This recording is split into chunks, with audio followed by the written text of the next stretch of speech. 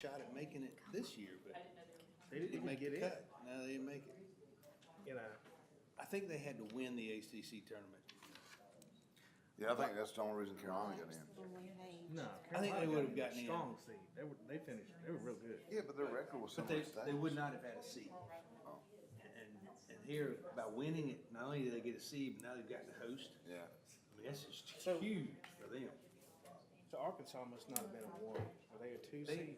Arkansas had to beat Oklahoma State, who was their number one out there. That was- okay. They're number 2 seed overall, and did not, and they got beat. Arkansas beat them.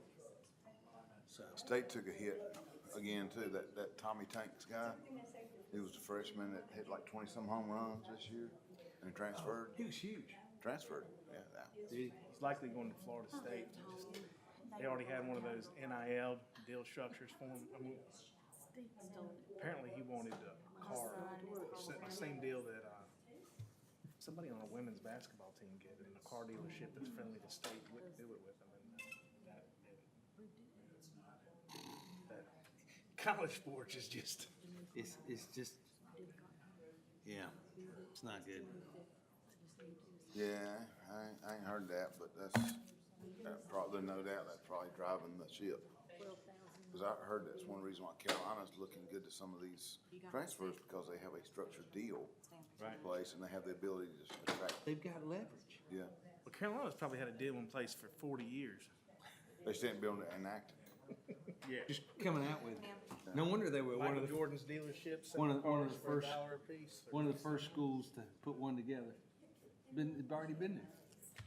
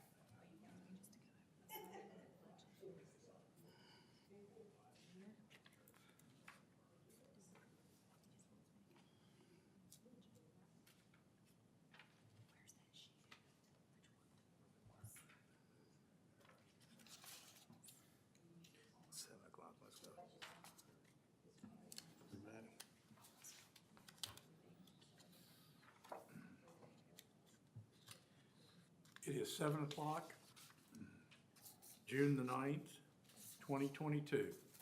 We are called to order. We begin with the Pledge of Allegiance. I pledge allegiance to the flag of the United States of America and to the republic for which it stands, one nation, under God, indivisible, with liberty and justice for all. Councilman Rigsby has been gracious enough to provide us with an invocation. Let us pray, please. Dear Lord, you bring us together tonight to serve your purpose and to serve the purpose of those around us. They asked us to govern on their behalf, and you direct us to do that. Please provide us the strength, wisdom, and patience to see the people's work and to see that it be done correctly. In your name, we pray. Amen. Amen. We're going to go straight into the public hearing.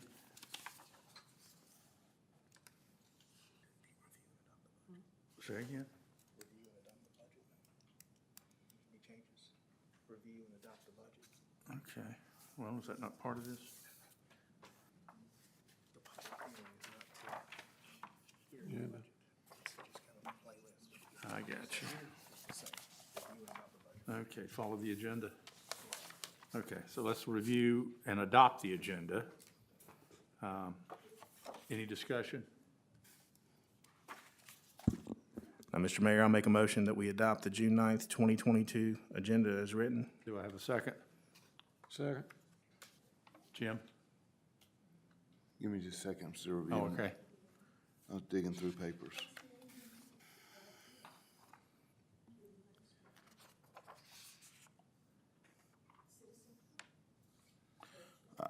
Aye. Derek? Aye. Jimmy? Aye. Tim? Aye. And I also am aye. We need to review and approve the minutes from August the 12th, 2021, regular council meeting. I'll make a motion that we approve the August 12th, 2021 regular council meeting minutes as presented. Do I have a second? Second. Jim? Mr. I'm sorry, if I may- discussion? If Yes, we please. may have a moment. Please. Excuse me. I want to object to being forced to vote on this, so the only way I can object is by voting nay, was simply because I didn't attend this meeting and don't know what took place. So with that said, I'm ready to vote. Jim? Aye. Derek? Aye. Jimmy? Aye. Tim? Nay. And I am aye. Public safety reports. Todd? Good evening, everyone. Good evening. So, our report for the month of May, we had 11 calls that were fire-related, 44 were medical-related, 38 were of the other variety of calls that are mixed in with there. So, total for the month of 93 calls for the month of May. And just a reminder this month, our safety message, I'll touch just a second on smoke alarms and their placement. But if you will, always remember, put a smoke alarm on every level of your house, inside a bedroom and outside of a bedroom or any sleeping area, okay? And that's highly recommended. It has been for years, and I think it may be even a part of the building code now, just because you could have a fire out in a hallway or something like that and it not go off in your bedroom. So early detection, if you don't have one, have an older house or something like that, or you have a family or a loved one that has that, we recommend putting them up.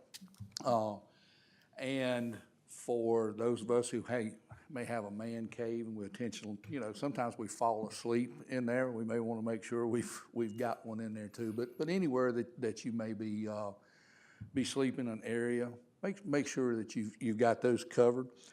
We recommend testing them periodically to make sure that they work. They got a test button on them. You can also do that visually by taking a look at there's a green light that should tell you everything's okay with them. If it's a red light on, then you've got a problem with that detector. It could be electrical, most of them, if it's a dead battery, it's gonna sound, you're gonna know it. But always take a look at the light when you're testing it as well. Change your batteries at least once a year. Most of us kind of follow either October Fire Prevention Month or whenever we set our clocks forward or back, whichever way it really hits the news media, and they make a big push for it then. But it's okay to change it in between if it needs to be, because it's proven that they do save lives. Those smoke detectors do. Many of them made today have a 10-year shelf life on it. So you put it up and they last for 10 years. You take them down and you put another one up, and you hope that the changing of a battery is all you ever have to do to it. So check your battery. And one thing that gets left out a lot is there are specialty detectors for those that are hearing impaired. And a lot of times we talk about smoke detectors for those of us that hear well, but they're specially made. So if you know someone, you have a friend, you have a loved one, a family member, whomever it may be, and they're hearing impaired, there are special detectors out there that have strobe lights. They light up. Obviously, they're not hearing it, but it is a warning device for them to let them know that it's a problem. A lot of times that's overlooked when we talk about smoke detectors, so we just remind everybody that that's an option out there for somebody who may be hearing impaired. And outside of that, I hope everybody has a good week. Thank you.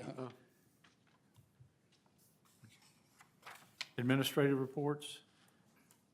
Do we have anything from the town clerk? Miss Priscilla's on vacation and she forgot to give me the water bills and the meter readings and that sort of thing, so I don't have that for you this week. But she has been working on the water bills, they're reading the meters this weekend, and they will go out next week.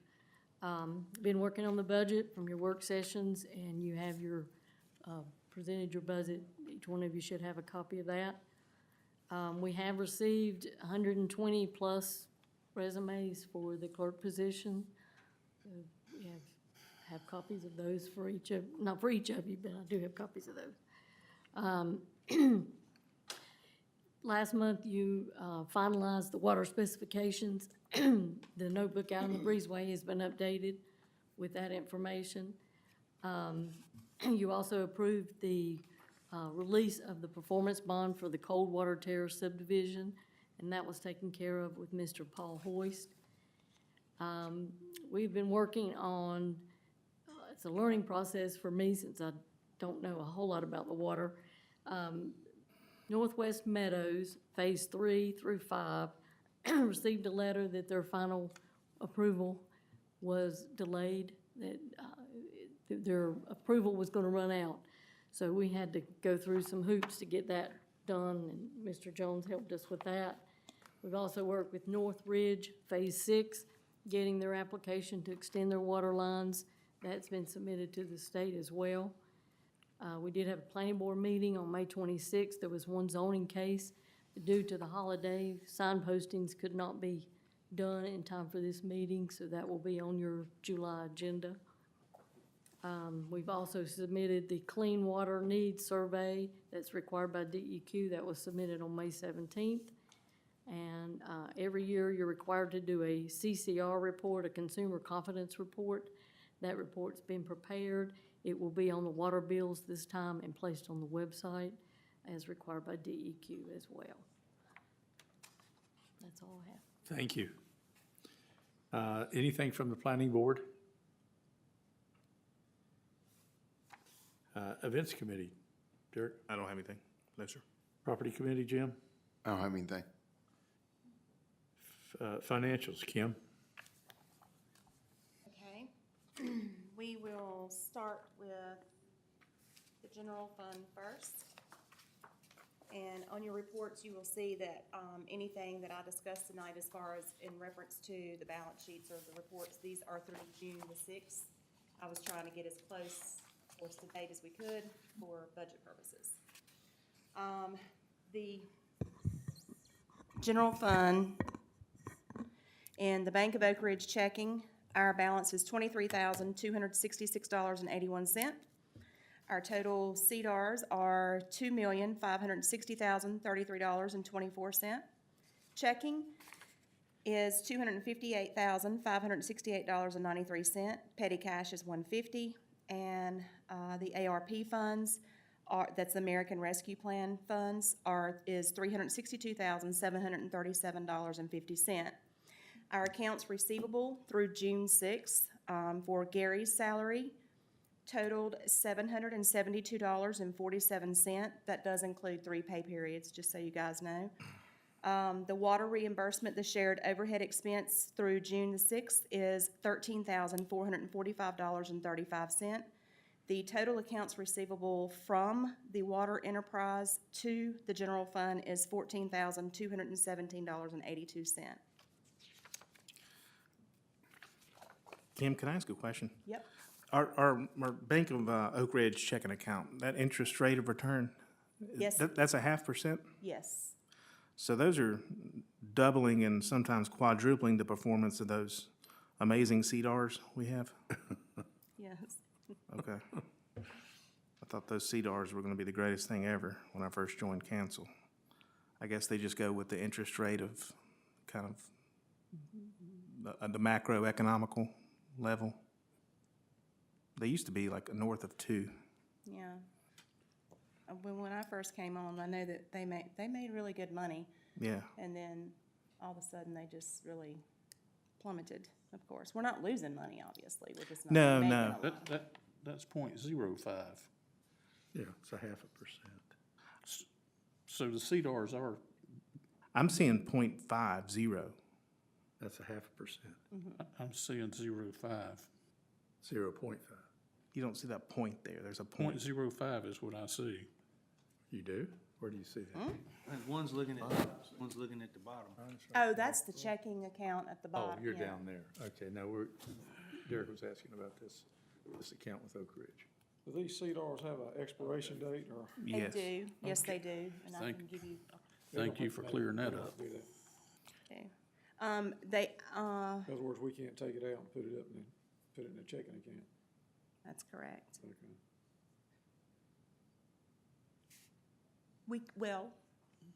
We can when they mature. Actually, Derek and I get an email each time one is ready to mature, and they ask, do we want to reinvest it back, or do we want the cash? And I'd have to pull that email up. Do you remember that percent that they are going for 6 months? Well, it finally went up this last time, It did, a little bit. yeah, it did go up a little bit. I was just surprised that a checking account returns between 2 and 4 times as much as the mythical CDRs. So we need to talk about this later as far as these things start expiring. I mean, we'd be better off with the money in the checking account. It draws, Yeah. it draws no interest there. Well, get- it said we'd get a 0.5%. I think we'd have to be careful about how much we put in Would, account. would that meet the local government commission's requirements? Let's talk about it and see what was. Yeah, it would, Tim, but we won't belabor this now. Again, I'm just surprised that a checking account is returning this much more than a CDR account, but I will alas, double-check that let's to move make on. sure. I think it's not a regular, it's a money it's the money market. Big difference. Kim, you can take that as a follow-up and we'll just Okay. continue, yeah. Okay, I Thank you. will. I'll double check that and make sure. Okay, And, if normally you- I try to keep these updated as they, I keep them updated from the sheet, but, from the statement rather. But I'll And- double check that and make sure. If you can update those maturity dates too, over on the right, some of Yes. those have expired. Yes, they Thanks. have. And I have those here, Okay. yeah. I sure will. I'll take care of Okay. that. sorry to interrupt your groove, Kim. We'll just let us know. Okay. Water. Okay, on the balance sheet with the water, our CDRs in the Bank of Oak Ridge, we have a balance of $499,870.49. Our Fidelity, bank checking our balance is $581,758.96. The CRF, which is the capital reserve, our balance is $172,202.28. The North Carolina Management Fund, balance is $522,900.30. Our savings, $45,051.76. The AR water sales that you see on the balance sheet is a total of overall. That includes not just the month of May through June 6th. That's from past as well as $38,974.56. For the through June 6th, on the budget versus actual, you can see that our accounts receivable, as of that date, our customer balances totaled $30,353.53, and that's what was billed out for that month.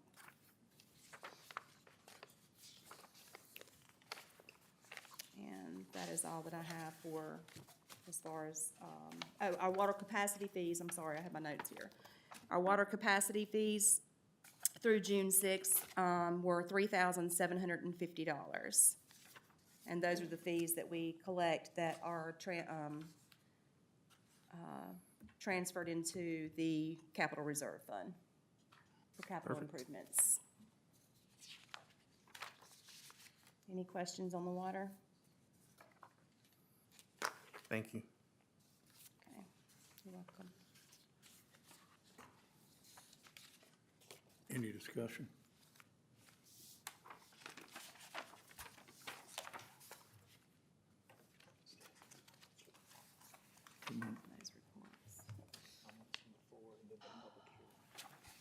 before, I got you. Citizens' comments. Eileen, we have you.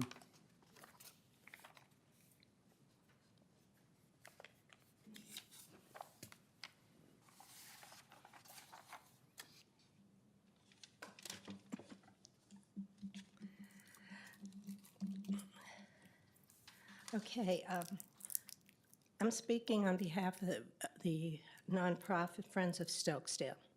And we would like to, I gave a copy to Todd when he walked out, the fire chief. The nonprofit Friends of Stokesdale would like to respectfully correct the statement made by Stokesdale's Fire Chief Todd Golden at the May 12th, 2022 Town Council meeting. Mr. Rigsby, you had asked him a question, and then I'm quoting him exactly what he said. The Friends of Stokesdale representative had initially presented the department's board with the plan to put the clock on the property, with the agreement that the nonprofit would be responsible for the electricity cost and the maintenance of the site. Well, at no time was the Friends of Stokesdale involved in this decision. As for paying for the electricity to the clock, we never committed to this agreement. Finally, no member of our nonprofit ever appeared before the board of Stokesdale's Fire Department. I confirmed that last night at one of our meetings. Our committee did research our minutes, and we discovered that we did volunteer to maintain the greenery at the base of the clock. Therefore, we will be returning the check that the town did issue to the Friends of Stokesdale. I don't have it in my possession tonight, but Mr. Joe Thacker will be giving it back to you. In conclusion, it might clarify the issue if Mr. Golden would refer to the minutes of the board meeting to see which representative presented the request to place the clock on the property at the Stokesdale Fire Department, and in addition to that, who offered to pay for the electricity.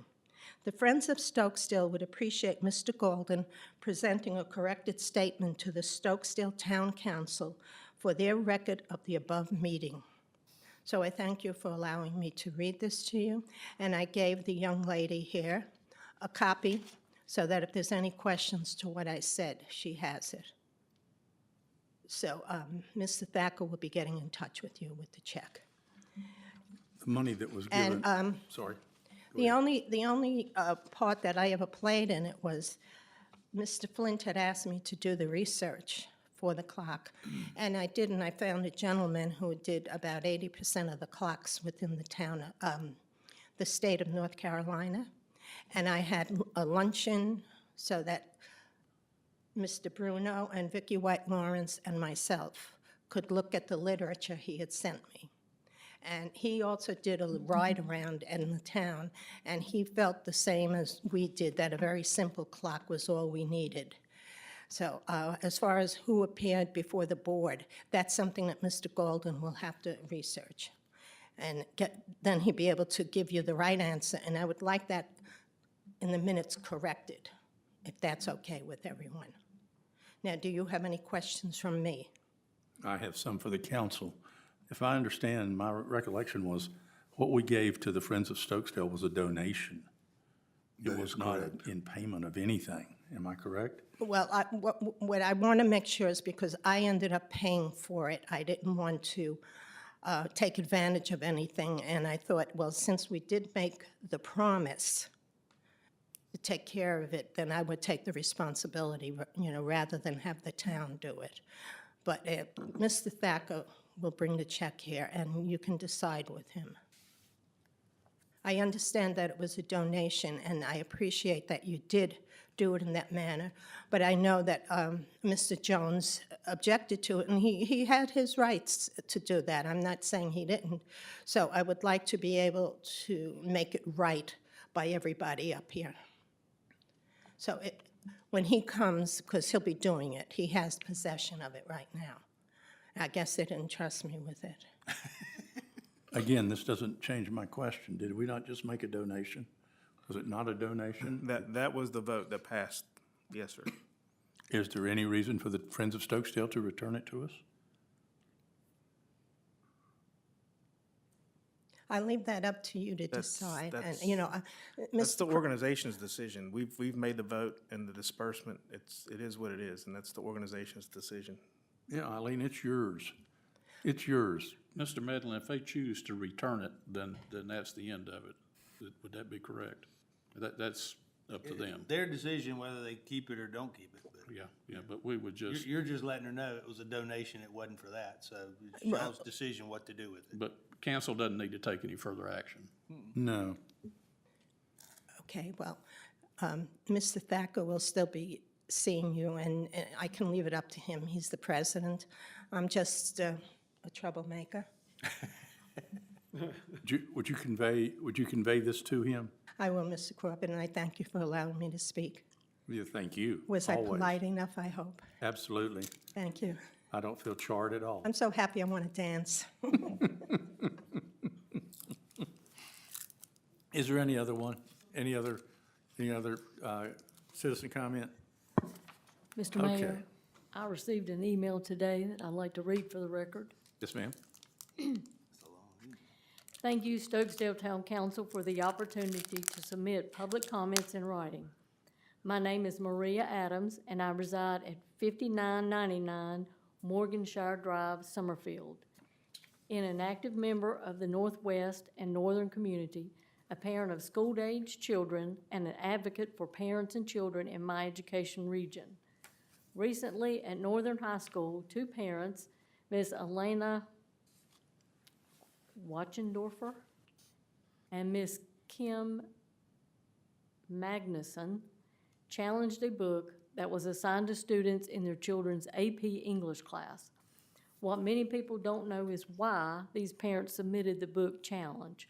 So please allow me to share the catalyst for the book challenge. A student under the age of 18 who wishes to remain anonymous, along with his classmates, were assigned a book in their AP English class. The teacher who assigned the book gave students the option to choose something different due to the content. For students who opted to read the original assigned book, the teacher failed to inform the parents about the explicit sexual content. After reading most of the book, the student referenced beforehand informed his parents of the explicit sexual content, and the student stated it was disturbing, pornographic, and inappropriate for AP English. After the parents learned of the explicit sexual content in the book, they reached out to Miss Elena and Kim for feedback. Elena and Kim were appalled to learn this book contained explicit sexual content and was upset the teacher did not inform the parents, nor did the teacher ask for parents' consent for children under the age of 18. Elena and Kim took their concerns to the principal, in which the principal instructed them to complete a book challenge form. If the principal and the teacher had simply worked with the parents to determine a better way to communicate with parents about books that contain sexual content, it could have been resolved without conflict. I've read the pages in question and have provided a copy for you, and there was no copy here. Due to the explicit sexual content and its descriptive language of sexual acts that could be perceived by many adults as pornographic, I agree and support Elena and Kim for their challenging the book. I appreciate and applaud those brave ladies for bringing it to the attention of parents throughout Guilford County. Unfortunately, because of the lack of understanding of the backstory, these ladies have been mislabeled and disparaged by visual opponents who have spewed hateful comments on social media and printed publications. As for the book challenge, the Media Advisory Committee at Northern High School voted to keep the book in the curriculum without any restrictions. Although the Media Advisory Committee deemed the book to have literary value, does not negate the fact that there are indeed pages filled with explicit sexual content and descriptive language of sexual nature. In my opinion, as a parent, the book should at least come with an advisory warning and a parent opt-in consent form. I bring this to your attention and to the attention of Stokesdale citizens to be engaged and vigilant about your children's education. Take the time to know what your child is being taught and what your child is reading. If you disagree with the curriculum, speak up. Discuss it with your children's teacher, discuss it with your principal, and take your concerns to the Board of Education. Elena and Kim have filed an appeal to the superintendent's office. If you'd like to submit your words of encouragement to Elaine and Kim, please email me at maria@mariaadamsdesigns.com. I'll be sure to convey your support. Thank you. Okay. Any discussion?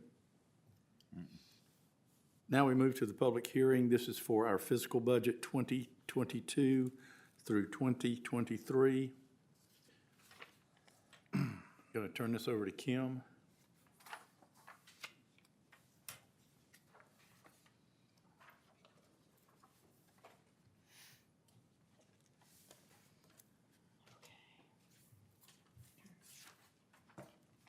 I'm gonna go with the budget ordinance for the summary of the 2023 fiscal. Kim, could you speak into the mic, please? Sorry. You're good. Okay, can you hear me now? Yeah. Okay. Okay, we will start on the general fund.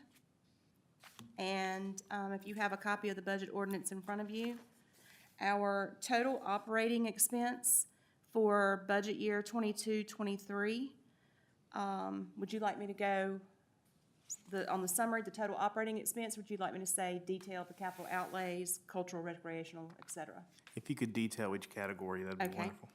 Okay, the capital outlays is $412,737.50. Cultural and recreational, $13,500. Economic and physical development is $31,500. General, administrative, and property expense, $153,700. Legal and professional services, $64,000. Payroll expense, $247,715.30. Public safety is $26,800. Contingency appropriations, $3,474, and that should be a decimal, and 81 cents. Total operating expense totals is $953,427.61. In section 2 is the total revenue. Beer and wine, excise tax, $21,000. Contributions and donations, parade is $2,000. Greensboro Jamestown profit share, $20,000. Investment earnings, $5,000. Miscellaneous, $1,000. Planning and zoning fees, $35,000. State collected revenue, utilities, $295,000. Town hall and park facility rentals, $3,000. Small town development grant, $50,000. Reimbursement from water fund, $158,690.11. And the American Rescue Plan funds, $362,737.50, in which we are in a balanced budget with a total revenue of $953,427.61.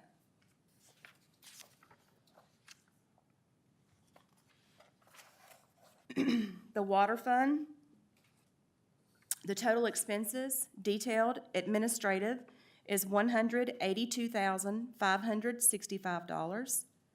Repairs and maintenance, $31,250. Water capital is $60,000. Meters, $45,000. Contingency appropriations, $4,994.89. House Bill 436, $1,154,081.75. Cost of water, $165,000. Reimbursement to general fund shared expense, $158,690.11. The total expenses, $1,801,581.75. The total revenue, Backflow preventer fees, $1,500. Damage penalties, meter resetting, $1,500. Investment income, $2,000. Taps and connection fees, $55,000. Water capacity fees, $60,000. Water sales, $525,000. Late fee, $2,500. House bill 436, $1,154,081.75. Our total revenue, we are at a balanced budget with $1,801,581.75.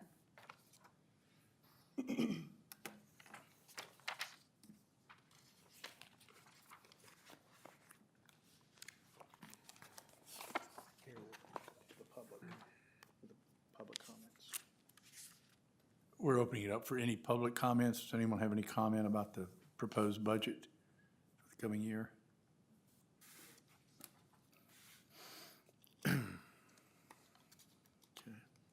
Shall we ask if there's anyone online? Do we have anyone online, Dale?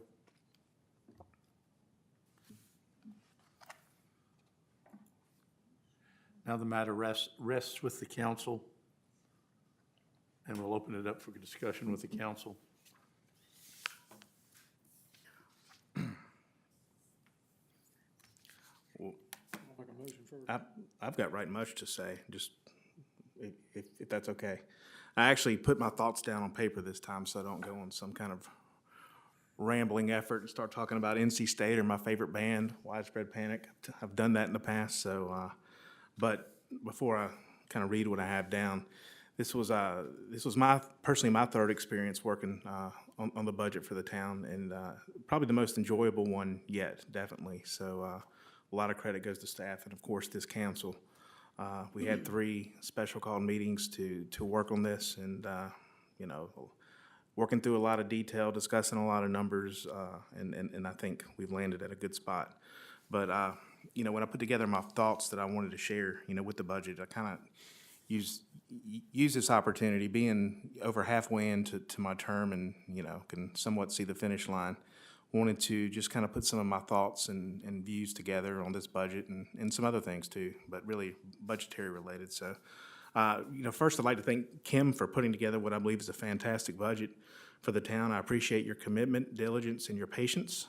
You've done a great job getting our finances in order since you joined the town a couple years back. I'd also like to thank Ms. Martin for her work in putting together this clean and professional looking budget packet the council has, and ensuring the budget message was well written, as well as having the public hearing advertised and communicated per the North Carolina state statutes.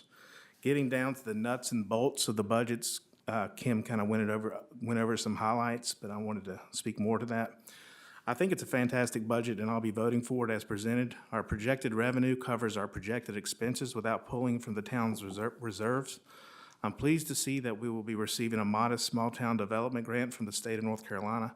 I'm thrilled to see the town's financial commitment of over $400,000 in park improvements. That's likely the largest annual investment the town has made in 2 decades. This is a great follow-up to this year's park investment of $214,000 to purchase 10 acres adjacent to the park, which actually was the largest town investment in the park in 2 decades. So I guess I got that first sentence wrong. But, you know, I appreciate the council's commitment to make these improvements. The purchase of the land we bought expanded the size of the town park by 40%. We are also on a path to invest $1.1 million in our water system in the next year through a grant via House Bill 1163. Possibly more money if some things currently in the works come together, specifically additional grants of monies. These decisions and investments are forward-thinking and strategic. With that said, what I'm about to say is very important. Even with these strategic, though yet to be determined town park and water system investments, I can look at the numbers and fast forward 13 months from now after these costs of these investments has incurred and confidently say the town's financial liquid reserves should be as high, if not higher, than they are today. I think that's remarkable. The credit not only goes to these 4 guys sitting with me and to our staff who are committed to working with a limited government operation, but also to each and every council member and staff member who have served before me in the 33-year existence of the town. Not done yet, folks. If this budget passes tonight, the town of Stokesdale will pass a budget that has no property tax for the 33rd consecutive year. If there was ever a year that this has been important and hopefully appreciated by our citizens, it's this year. For a reference point, Guilford County is in the process of considering a budget that is ballooning by $150 million year over year. I think that's wild. $100 million of that can be attributed to sheer growth in government and $50 million towards paying down debt, presumably associated with a new bond that was recently passed. Our citizens have felt the impacts of hyperinflation at the grocery stores and gas stations, and it appears the county budget, if passed, all of our individual property taxes will increase by hundreds, if not thousands of dollars come August. But that's Guilford County, that's not the town of Stokesdale. So I'm pleased the town's proposed budget will not be imposing a property tax. The town of Stokesdale is the largest municipality in the entire state of North Carolina without a property tax. On top of that, the town operates its own water system. We have a nice town park that's getting ready to get a lot nicer with the money allocated to the improvement in the proposed budget. As with any operation in a transitional phase, I'm mindful that the current and future challenging periods we have in hiring new staff members to fill open positions, especially as the town's population and number of water customers increase. I am hopeful that we will be given the strength needed to make challenging organizational and operational decisions that are in the best interest of the town, our citizens, and members of our staff. We're the fourth largest town in the state with no town manager.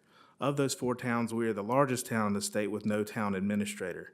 I have conflicting thoughts on that very subject. As I continue to sort through my thoughts, I have little doubt that this year this will be a discussion topic this council will discuss right here in the open as we collectively discuss those thoughts. I'm thankful we have a council in place that we do that come from a collectively diverse background, folks that are willing to communicate and listen to each other, and what I perceive as high emotional quotients in my colleagues that will behoove us as we work through issues that face us in the future. I hope our citizens realize what a truly unique and special place Stokesdale is for many reasons. It's much more than not having a property tax. I think it's much, much more. Quite frankly, sometimes I wonder how many citizens even realize we do not have a property tax. However, I do believe all citizens are well in tune to the superb quality of life this town affords all of us. I believe it's that quality of life, along with the people, that makes Stokesdale such a special place. I commend this town council for always being mindful of that and doing everything possible to preserve our great quality of life for all people. That's it. I like the budget.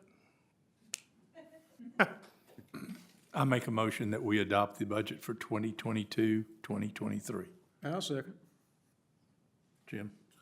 Can we have discussion? Please. Okay. I just wanted to reiterate what Derek said about the upcoming improvements in the park and the water system. These are going to be 2 large financial decisions in the town's future. So we would appreciate, the public's input and attendance to our meetings as we discuss these things. We cannot move forward without the governance of the people and their input. That's what we're here for. So I just wanted to kind of throw that out there and make sure that citizens get involved, because we want to make sure that whatever we do to the park is consistent with what they want and not what we want. We could certainly use a committee to help us with that, couldn't we? Well, we've done a survey a couple years ago, so I think we should first rely on what we've already done. But I certainly do think we need to, reach out and do some other. I think having a committee is an integral part of possibly receiving a part of grant next year. That's right. We discussed that before. Is there any further discussion? Yes, Mr. Mayor, I'd like to have an opportunity Yes, to make Mr. a Jones. comment or two, if I may. I'm afraid I'm not as organized as Mr. Foy at the moment with having my comments written down. But first of all, I'd like to recognize Dan Suter, who ran for county commissioner. He did carry Stokesdale, and he did express his support for doing what he could in encouraging Guilford County to switch back to the previous sales tax distribution method, which would have been switching from ad valorem to per capita, which would allow us to receive our sales tax money that our citizens pay to Raleigh. This has been an ongoing thing for many years now, a source of frustration for me as well as other council members. I don't think our citizens really realize what happened to them and how much money the county took away from this small town. It's very frustrating when we're here squeezing every nickel and trying to make the place operate with what you might call minimal funds. The other point I want to make, I'd like to see us as a council maybe put an explanation up on our website, but that would be that this town operates as a mayor-council form of government versus a council-manager form of government. Two examples of this would be Oak Ridge and Summerfield. And so we don't have a town manager. The five of us are in effect the town managers. It is my feeling that once we go to a town manager form of government, it kind of takes the cork out of the bottle, and I don't know where we would wind up tax-wise in short order. It is true sometimes this place is a little unwieldy to operate. Five of us have other things to do with our time. But I would, we're managing so far, and I'm not really in favor of changing anything because of the risk to our citizens of having high property taxes within a short period of time if we change our form of government. And I too will express thanks to previous councils and previous staff members going all the way back those 33 years. It's a little surprising to me that we rank where we do in the state of North Carolina with these things. I don't think we're doing anything wrong. I'm inclined to believe the other towns are spending too much money and taxing their citizens too much. But with that said, we've put a lot of time in this budget, and I cringe at the numbers involved. But I, for the life of me, can't really see any place to trim any significant amount out of any line item to reduce it, or I would certainly be putting forth that suggestion. So it's my intent to support the budget, and hopefully we will administer this budget, and perhaps somewhere along the way we'll find a way to trim it a little bit here and there if possible. But I'd like to thank my fellow council members for all the time they put into this, especially Mr. Foy. He tends to have a good head for numbers, and I appreciate that. And with that said, Mr. Mayor, I'll pass the floor back to you. Any further discussion? We have a motion and we have a second. Jim? Jim is aye. Derek? Aye. Jimmy? Aye. Tim? Aye. And I am also aye. Go break. Thank you. Yeah, thank you. Thank you, Kim. Thank you very much. Consideration of approval for that, we've done that. Discussion and drink, this is old business. Discussion on drink box located at Town Hall. I can tell you I attempted today to go over the head of the person who I had contacted who controls the vending equipment for this part of the world for Coca-Cola. I did not get a response. I will try again. There's no reason they can't provide us with the numbers that we're asking for. But that's my part of the discussion.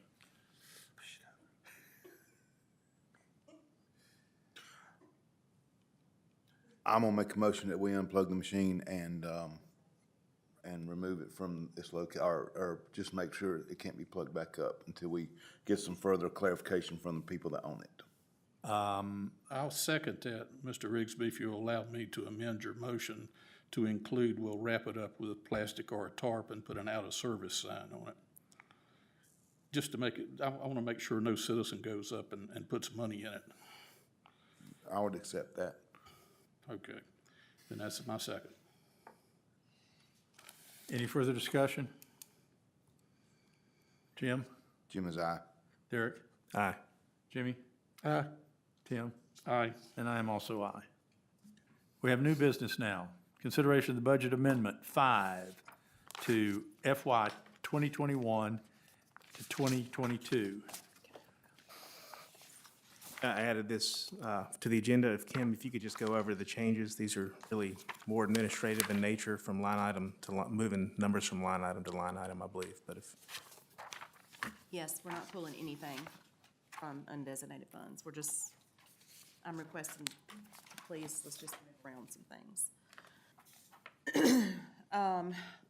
On the general fund, you should have the ordinance there in front of you. We have undesignated fund, town reserves, to decrease by $349.87. That would make that balance $231,694.13.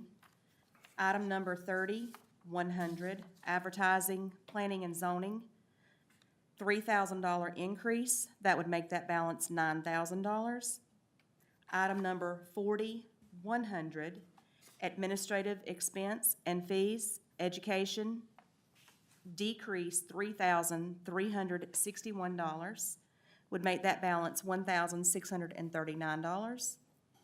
Item number 4801, elections, I'm requesting to please increase $361. That would make that balance $3,360.15. Section 2, under the water, taps and connection fee, increase $10,000, would make the balance $60,000. Water capacity fees, increase $40,000, would make that balance $80,000.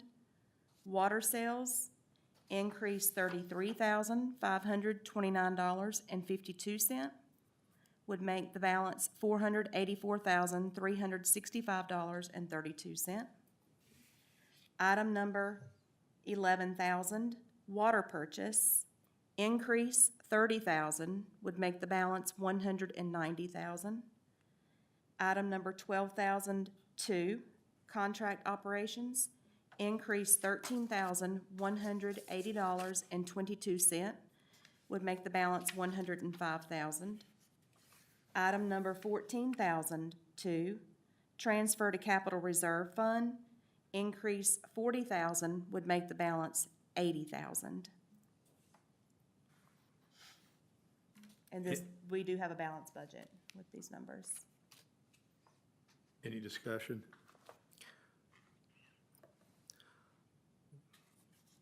I can make a motion that we approve budget ordinance amendment number 5 for the 2021, or FY '22 fiscal budget year. I'll second it. I would like to extend my thanks to staff for having this in writing in front of us. Thank y'all. Any further discussion? Jim? Jim is aye. Derek? Aye. Jimmy? Aye. Tim? Aye. And I'm also aye. Thank you again. Yes, ma'am. We have consideration of a contract with Rouse and Gardner LLP for auditing services for fiscal 2021 to 2022. Is that correct? Is that not? Yeah, I guess that is. That is this year ending. That's correct. Okay. Discussion? The first thing, go ahead, Tim. How did this get on the agenda? We received his request in the mail. Yeah, okay. It's my understanding this is the final year of the 3-year contract. Correct. So Mr. Rouse will be doing the audit. Kim and I have talked about this, trying to figure out, it looks like in the minutes, there was reference to a 3-year contract, but looking at the contract, there's no reference to 3 years. And then you get this every year. Correct. That is my recollection, that it was discussed that there was this contract, but it's never been We haven't. discovered. Yeah, without talking to Mr. Rouse, and I haven't had a chance to call him and ask him, I don't know.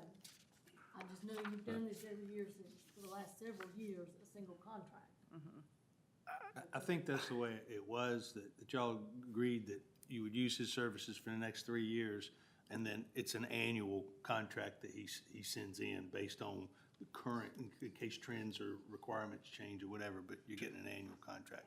Okay. Mr. Ford, That's my recollection. what do you think about asking Mr. Rex Rouse to produce this contract or agreement or vote of council? Because I don't Well, know where it's coming from. you know, I think so. Kim and I've had discussions in the past because I think we voted on this contract around May of 2020, but I'm not positive on that date, but give or take a few months there. And for the life of me, I thought it was a 2-year contract. So I've probably asked Kim 10 times, are you sure it's a 3-year contract? Well, I was under the assumption, I guess, kind of like Tom kind of just explained it as far as, but we do have the contract every year that is gone over. However, I have expressed that, per the league, they highly advise, switch around if possible. I think if this was the last year, During my first run on council, I advocated to switch auditors. Cannon and Company had been doing the town's audit for like 10 years. And so, based on everything I understand, it's generally accepted practice to switch auditors every 2 or 3 years or so. Certainly not have the same auditor repetitively. And so I want to see this contract, I understand this obligation that this council has to hire Rex Rouse to do the audit. That's my question. On time, to add to what Tim is saying, and I could be wrong, but I really, for some reason, it stands out in my mind that when we talked about it, we voted on a 2-year contract. I thought the same thing. So I think we need to listen to the vote of council from Mayish of 2020. Listen to the audio.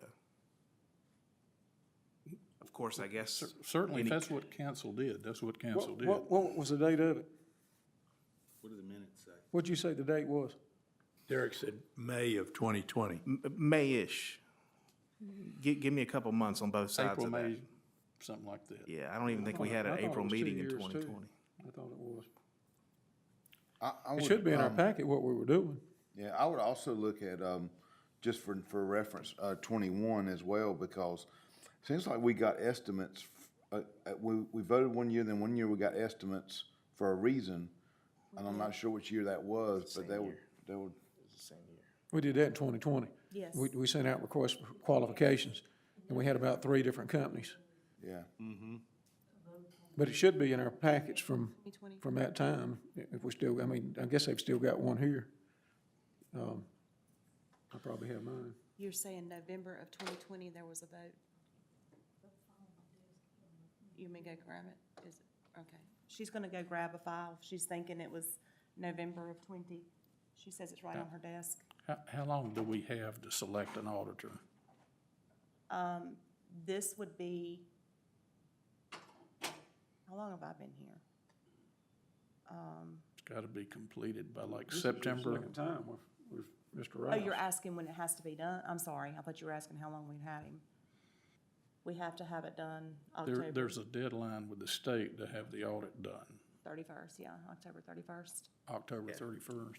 It was May of 2020. I just pulled up the minutes. Did you just pull, okay.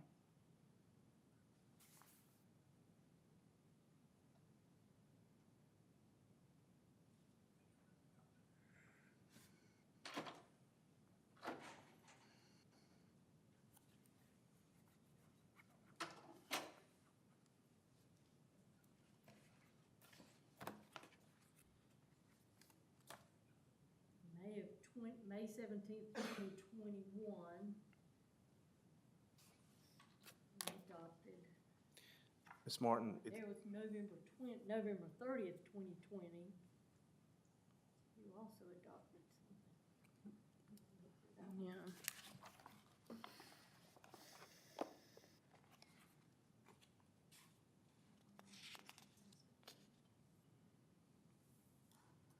And this is the consent to furnish. This is where we sign the documentation to furnish all the documentation to him for the audit.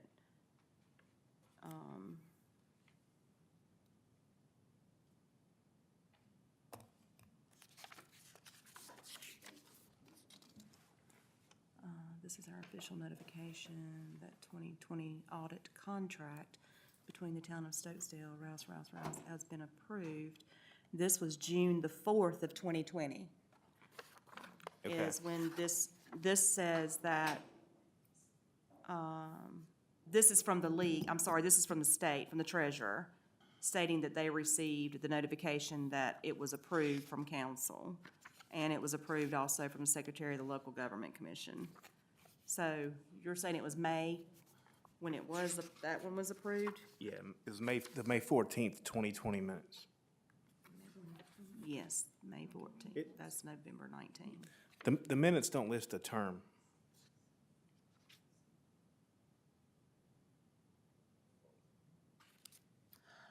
what I thought that I saw in some minutes when I was looking for it and researching it, the minutes read that they had been the auditor for the past 3 years. Exactly.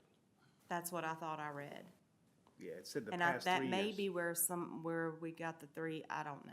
I think we need to listen to that audio, but then there could be a contract in place that may conflict with that audio, and I don't know what to do in that situation.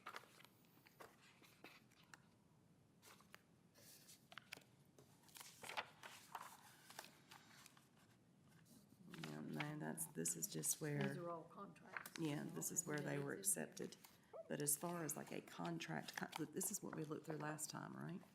I'll make a motion, we continue this and seek whether or not we're under contract to renew or not. What if we're not? Then I would advocate that we solicit some offers from at least 3 other auditors. Can we go ahead and Request for, make that request, into a motion to do that in case, if Well- we're not under contract? well, I'm inferring because she got something on June 4th of 2020 from the league or from Yes, this is from the state treasurer. the state treasurer. They probably need to have it on file, who's gonna be our auditor, pretty soon. Because they have to accept it as well, not just, they have to accept. So I guess what I'm saying, even if the vote of council was for 2 years, or if the contract reads 3 years, at this point, I really don't know what to do. well, I don't want to get into a situation where the town of Stokesdale is looked poorly upon because we haven't got that information to the state treasurer by X date. And 2019 was approved from the state treasurer in May. At this point, I don't know that you could get proposals in. Yeah, that's- somebody else to do It really is a audit for this timing year. thing. And I'm, Approve this yeah. contract and then go out for bids next year. I agree with that. I think we definitely should go for bids next year. And I'm sure some CPAs will make up for some reason that they're having supply chain issues or something and couldn't get it.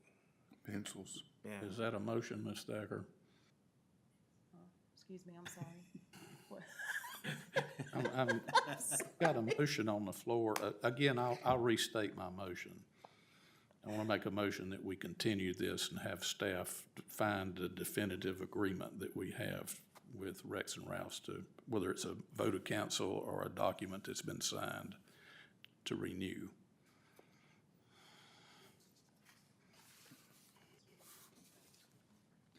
I make a motion that we adopt the contract. Whoa, Got a wait motion. a minute.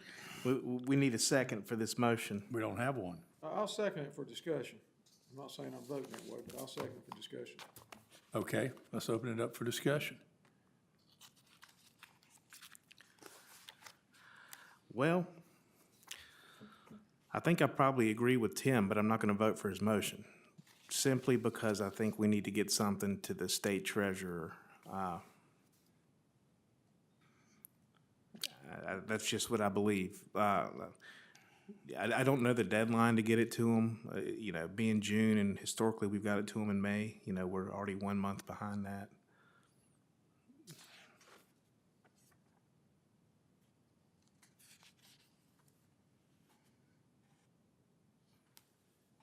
But I have very specific reasons for agreeing with Tim for. Any further discussion? We have a motion and a second. Jim? Jim's aye. Derek? Nay. Jimmy?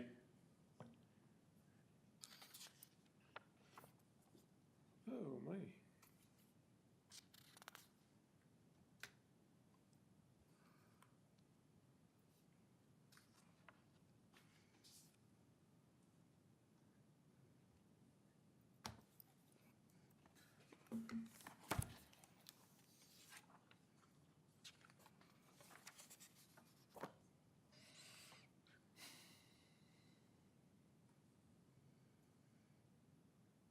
I'm a nay.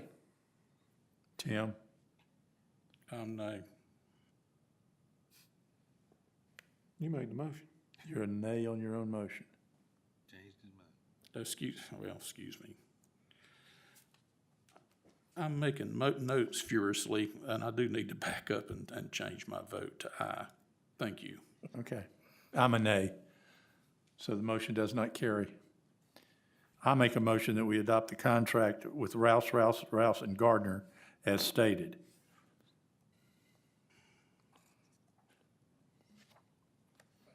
I'll second the motion. Discussion?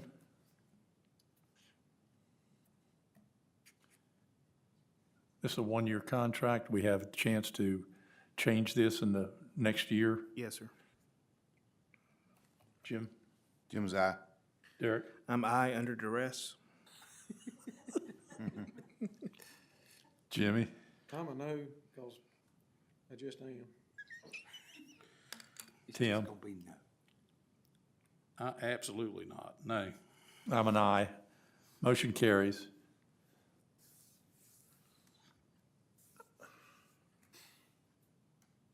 Next, we have a consideration of proposals for preparing draft minutes of town council meetings. Council has two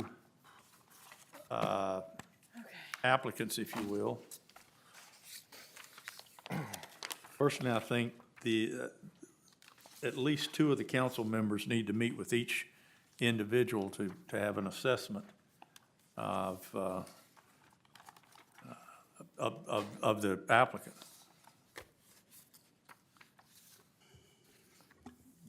Mr. Mayor, how did we advertise this? We didn't. I think this is something Mr. Jones has been pursuing. If I may, Mr. Mayor, Please.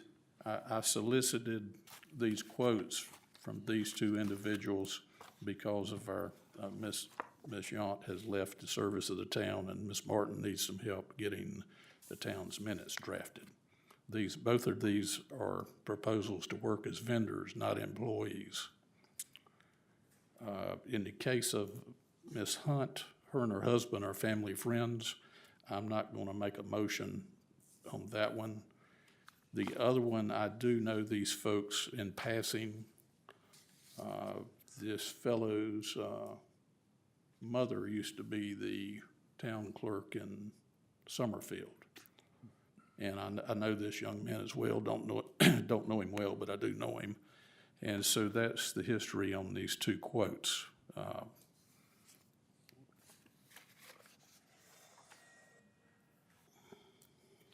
I think it's a good idea that we get some help in the interim anyway.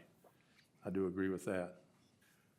Is there The any- reason he's doing this is so that we can get caught up, so when we put somebody in that seat, that Not they're starting overwhelmed. from, not starting in a hole. I mean, Exactly. that's the whole reason. I mean, we know we're trying to find somebody right now, but, if we can put somebody on this, I don't, how many meetings do we have that we need the minutes for? Got money in the Anybody know what the number is? How many are left, No. Dale? Do you know? Motion's How gonna many be are July first. undone? Just a guess. No, motion. No, not applicants. I'm talking about how many minutes do we have I was gonna incomplete? say, Lord. Yeah, please. Just a guess. It don't have to be. Probably six sets. Okay, 6 sets of minutes. So, we can get this thing called up and be done with it, and then when we start with a new person, we can say, hey, we want the minutes after the meeting. I mean, that should be the priority after the meeting, is to get the minutes done and online and like the planning board meetings to get those to where we can actually see them before the meeting, before our meeting. And it'll be a whole lot easier to do I'm that. not voting for it for this year, it's next year. So I think that we should, do one of these proposals. I would remind council, these are simply proposals to draft minutes. These folks would have no authority whatsoever to approve minutes or this would be done under the supervision of Ms. Martin, the interim town clerk. It's just basically like hiring any other service. I do think that Ms. Thacker should probably go through the necessary steps to procure their taxpayer identification number. I believe there's a form that you have folks complete. I can't remember the form number, but we certainly want to be sure that they understood they were responsible for their own taxes and what have you.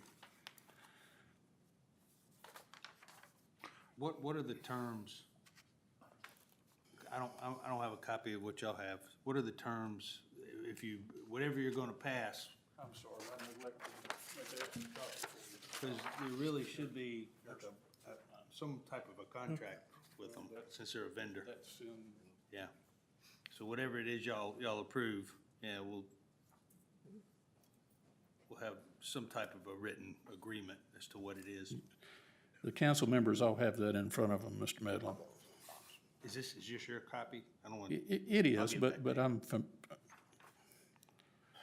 Personally, I don't think we ought to put a time limit on this. I think we need to leave it open-ended, but if a contract is necessary, that they're in compliance, and as any other vendor, they can be terminated. they have, the quotes are written such that they're at will.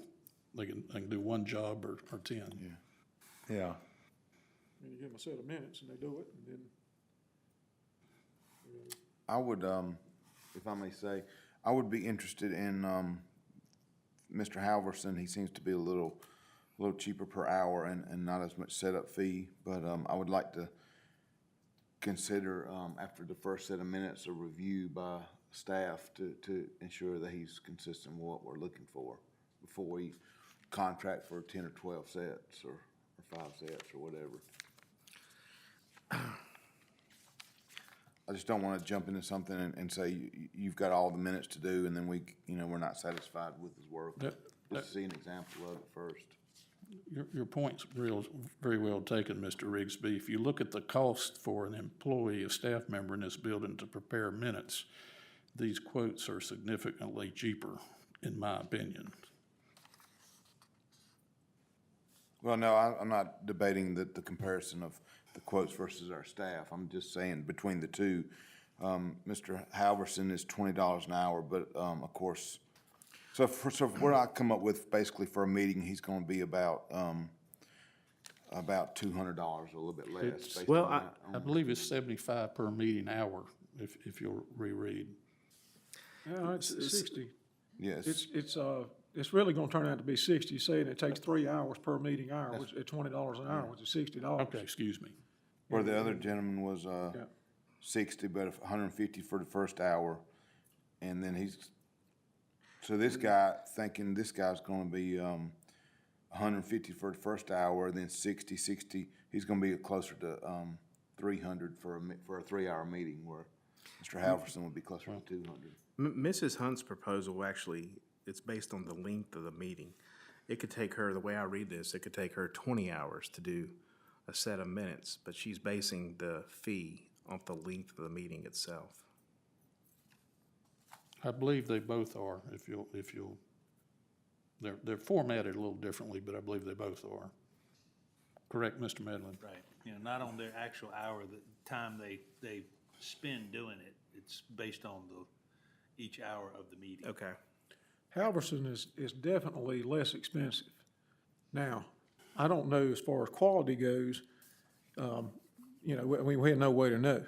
Well, my word that neither one has had access to the other's quote.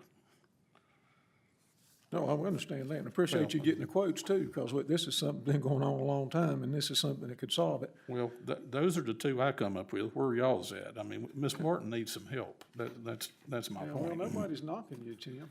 I'm just saying that Well, Yeah, that's what it so- sounds like you're trying to do. we. But this is a good quote. I'll make a motion that we, did you make a motion? No, but I will, but can I make a suggestion? If we're not sure, since they are the way they're structured and we're not sure about their samples, what about, finding 2 similar meetings and have, let each service do 1 set of meetings apiece? And then we can examine the cost and the quality, and then we can make a decision going forward for the rest of it. We only got 6 meetings Okay, that we're behind. okay. Then let's, You see what I'm saying? yeah.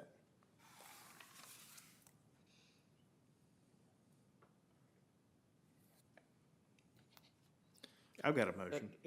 Let me ask We one. also need to be mindful of Ms. Martin's time going forward. I thought that we would be attempting to take some of this load off of her. And like tonight's meeting, for example, somebody has to draft these minutes at some point. if you're looking for a sample, I don't have one for both candidates. And Tom, if that's not permissible, let me know, but Ms. Halverson has applied for the position. She took it upon herself to listen to the YouTube of the May meeting and has prepared a set of minutes. Mr. Halverson. Yes. Oh, I'm sorry. Yes.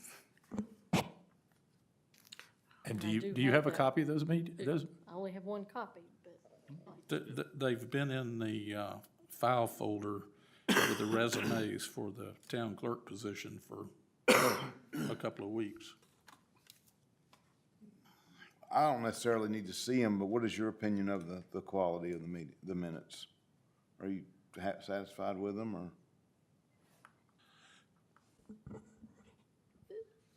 she prepared a nice draft. It's all action. There's no discussion in what she prepared. I'm old school. I think there needs some discussion. Whether I put too much or not, that's debatable, but, my history, going back and looking 5 years down the road, what you need to do, there needs to be some discussion. That's my opinion. With whoever we select, could you, or if we select anybody, could you please identify a good set of town minutes and give them kind of, Sure. even if it's not from our town, but just that meet your standards? I think you have a good feel of what council likes to see, but, you know, your experience is the most valuable, I consider here, so. Sure. And with that, I'm gonna make a motion. I'm gonna make a motion, that we contract with both Tate, Harvelson and KM Hunt Administrative Services to perform administrative duties, specifically preparing drafts of town minutes, with Ms. Martin distributing a set of minutes to each individual. This work should begin effective July 1st, 2022. Each individual should report their timing after each set of minutes, and each individual should be capped at $1,600. It kind of gives us a base to start, and most importantly, it doesn't. Ms. Martin is not overwhelmed and has the help she needs while we go through this transition period. I would see this individual also attending our council meetings. They would actually take the notes. They're absolutely not gonna do that. Not for this, not at these prices. They'll just listen to the audios and type them. I mean, it's just a transcriber. We have it on YouTube. These are just for the rear, minutes in the rear, Mr. Mayor. This is not for going forward. But she'll need some help going forward, I'm afraid. Would you cap fees at Well, hopefully we won't get 1,600. somebody in. 1,500 per? So when the money runs out, it runs out. It will require a vote of council to potentially extend So that. 16 total, not per person. Per. Thank you. Per vendor. That's right. That's my. Okay, got it. We have a motion. I'll second that motion. Any discussion? How are we gonna decide? I mean, just, you gonna split them up, or, I mean, Ms. Martin? Ms. Martin's gonna decide who gets them? I mean, I envisioned Ms. Martin being able to use these two vendors as tools, as time expanders for herself to have them do some of the grunt work, if you will. And I think she's probably best positioned to task them, as it were, in my opinion. And to let them know what product you want back, what it needs to look like too. If she feels they need changes, but I was hoping that they could hash out maybe 85% of it, and Ms. Martin could make the necessary changes to get to the final draft. And Ms. Martin, if this does pass, it's very important that you can distribute notes or minutes and information to them, but a very important part of my motion is that their work does not begin to July 1st, or billing, and I did that because of next fiscal year, for budgetary reasons. I would add that we're gonna offer this to KM Hunt with the provision that there is no setup fee. Is that a friendly amendment you're requesting? Yes? respectfully, I would deny that. If she does not agree to that, is she not considered anymore? Derek's not accepting it. Is that all right with you to do that? Put both of them? Ms. Benders? It stands as Hey, it you is. did two, and we're talking about. The proof will be in the pudding and the quality of work, and we'll be able to see samples as they come in. And you can direct accordingly. So can I make a friendly amendment that after the first set, each submits, that council's notified cost and quality? Absolutely. I would like to see a running tabulation. It's my intent for Miss Martin to be the gatekeeper. If she doesn't like what she sees and wants to pull the plug on either one or both, fine by me. Don't Well, then send them anything let's else. give her that authority to, Yeah. with that same direction I just said was, after the first set comes in of each, you make the decision which one you like best based on cost and quality, and, you can move forward accordingly, what's best interest of the town. But, I'm, if one comes in hypothetically at $300 and it's good, and the other one comes in at 600, obviously we wanna stay to the 300 side, so. And I guess it would go without saying, but I'll mention it anyway. I don't think it would be appropriate for either one of these to handle closed session minutes or a Board of Adjustment hearing or anything beyond just normal town council meetings, special meetings, and planning board minutes. Somebody has to do the planning board minutes as well. Yes, sir. I agree with that.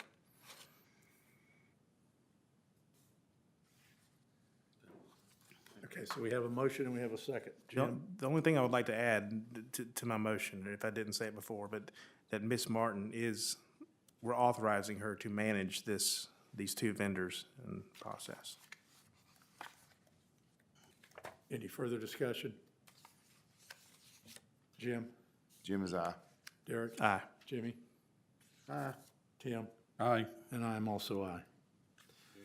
I'm going to open this up for council comments, if we have any, just so we don't hold anybody over. We're going to go into a closed session. Any comments? The comments, in the meeting comments, Mr. You mean, comments from the public? From the public right now? Yes. I'm going to bump it up in front of the closed session, so if anyone doesn't want to stay. That's a good idea. So citizens' comments? Okay, we've got a closed session to discuss the town clerk candidates. If I could, Mr. Mayor, I'd like to make a motion that we go into closed session for permitted reasons to discuss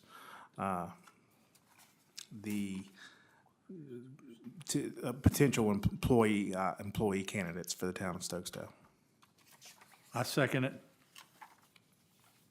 Jim? Jim is aye on the closed session, Derek- but for the record, I will be abstaining from that discussion. Jimmy? Aye. Tim? Aye. And I'm also aye. I'll stay to the end. Okay.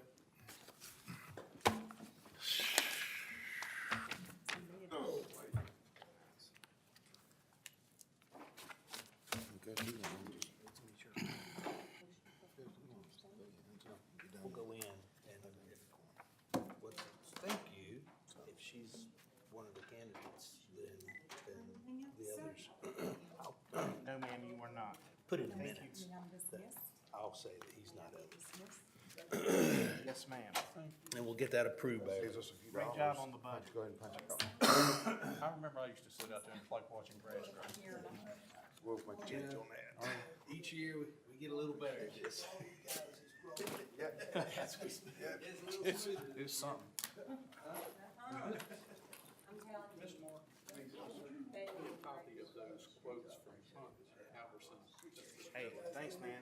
We'll get that committee going.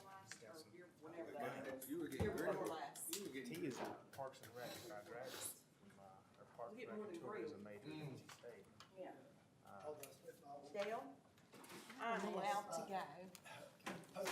Yeah. My 5 bosses said Said you could go.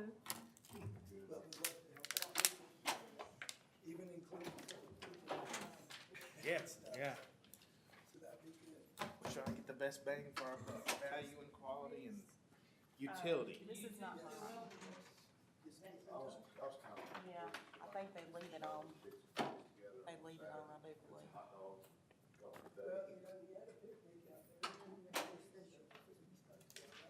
I'll see you later, ma'am. Okay, thank you. You're welcome. Have a good night. I think what we really, we've talked about is, there's three things that are hotbeds. One of them is amphitheater. When do you go to the shop again? One of them is, I don't know. I need to go immediately. trails are another thing, but I don't know.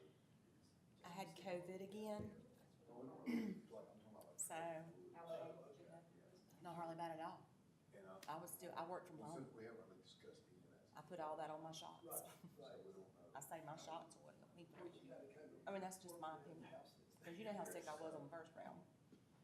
I didn't have shots. Didn't have like the first shot on the first round? Didn't have any. Some decent size. I didn't get, I wasn't eligible because that, that's when they first started coming out. I still have a little bit of horsey and a little bit of, not a little bit of cough. I have a lot of cough, actually. I coughed a lot more with this one than I did. But as far as feeling bad, I didn't really feel bad. Did you, when you had it the first time, did you have any trouble with your loss? Yes, So that was for certain purposes. yes. Did you lose your taste or smell with this one, or have you even gained your taste? I've had several people ask me that. I'm like, well, nothing that I'm, used to. I mean, it hasn't. Actually, I told my husband, because he got it first. And I told him like the next week when he and I were allowed to be around each other because he quarantined and then. But we decided, well, we didn't come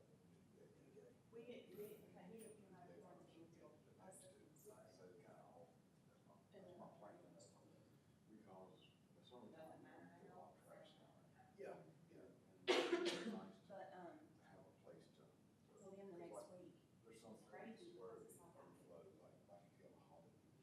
it's smelling Yeah, things we more. actually use the shelter for the. It triggered me. Because Get I knew we someone had been else. in these before, but we. My taste has been a little different this time, to a positive. Yeah.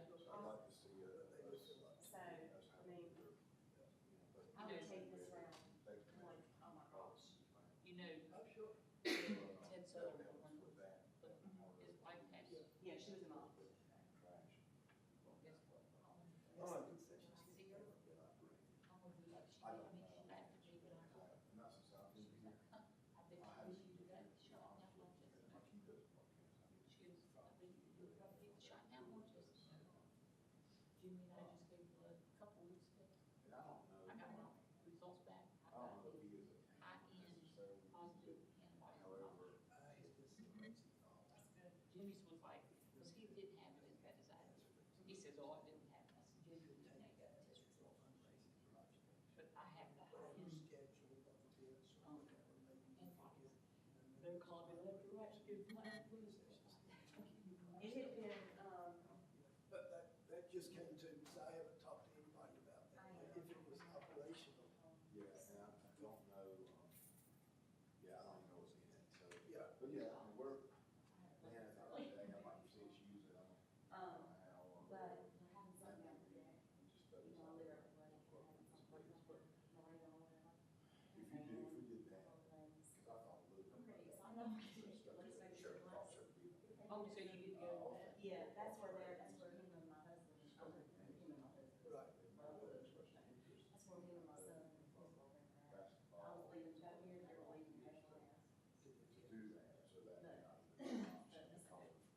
But, Sheer volunteer aspect of it, and, they may. I would take this round again, That's definitely the. in a minute. I did. You're gonna have it back? No, because he's boosted himself. This is the first time he's had it. He's never had it. See, Nancy got it, so I did already with the vaccine. I don't know, it's just Never gonna did. take some thought. You may, we might ask. She's still horsey. But, But, they and, run middle. she said she was functional and all that, and I think, and that's just not, I think the vaccination helps. I had COVID in my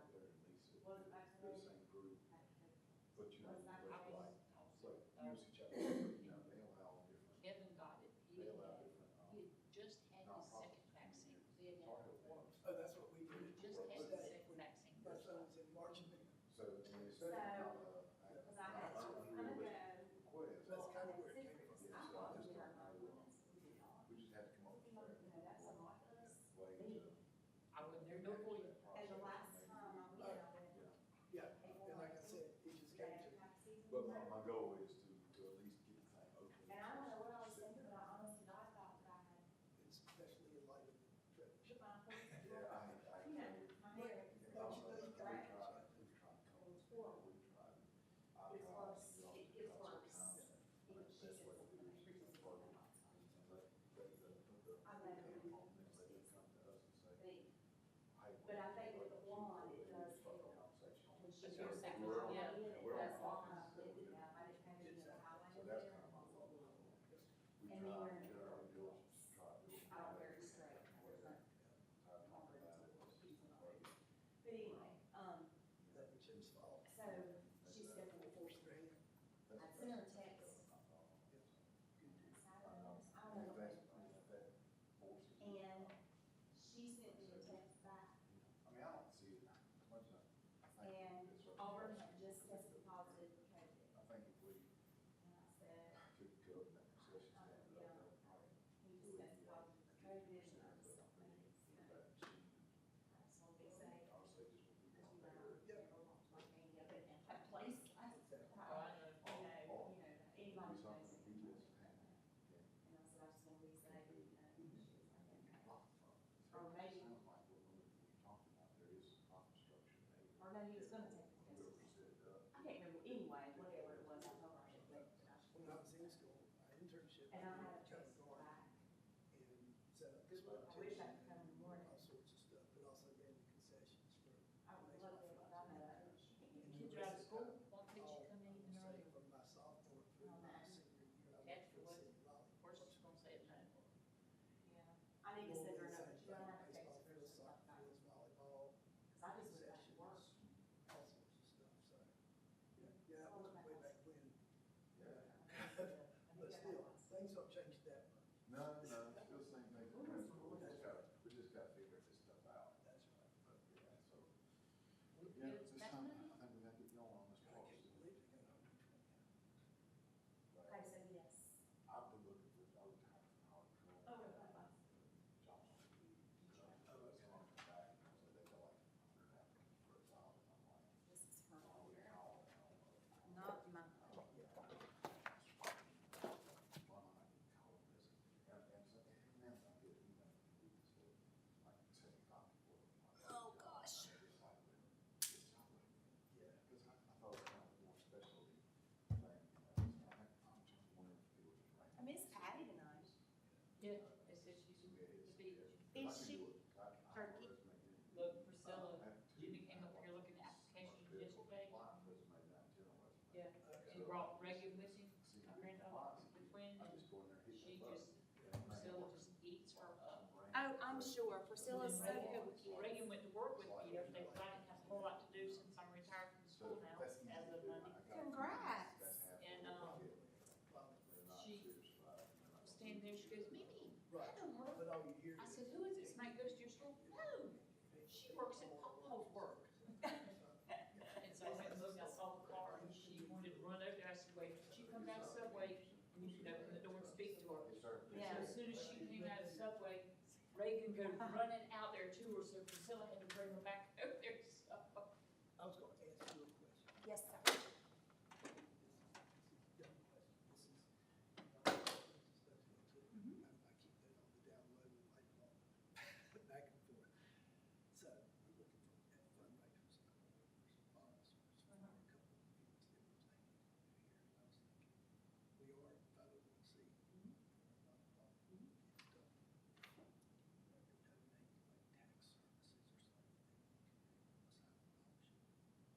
It's done. You ever donate like tax services or something, then you can do a silent auction. I can. Thinking about it, I'm going to a lot of different businesses and stuff, but I thought I'd kind of break it down into like services, tire mags, mobile dog grooming service, mobile car wash service, those kind of things, and then do some retail stuff. Anyway, just brainstorming, I know I'd see you tonight, so. Okay.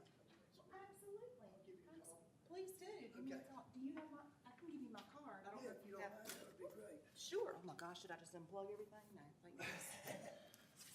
I'd have been in, I'd have just left. Uh-huh, that would have been good, that would have been good. I would say I didn't see a thing. I hadn't seen a thing. Oh, and that's the one I got caught from right there. Yeah, he would have messed you up. No, I'd have been in trouble.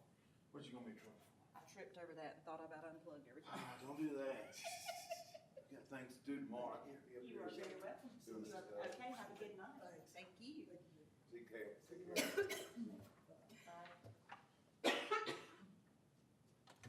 Okay.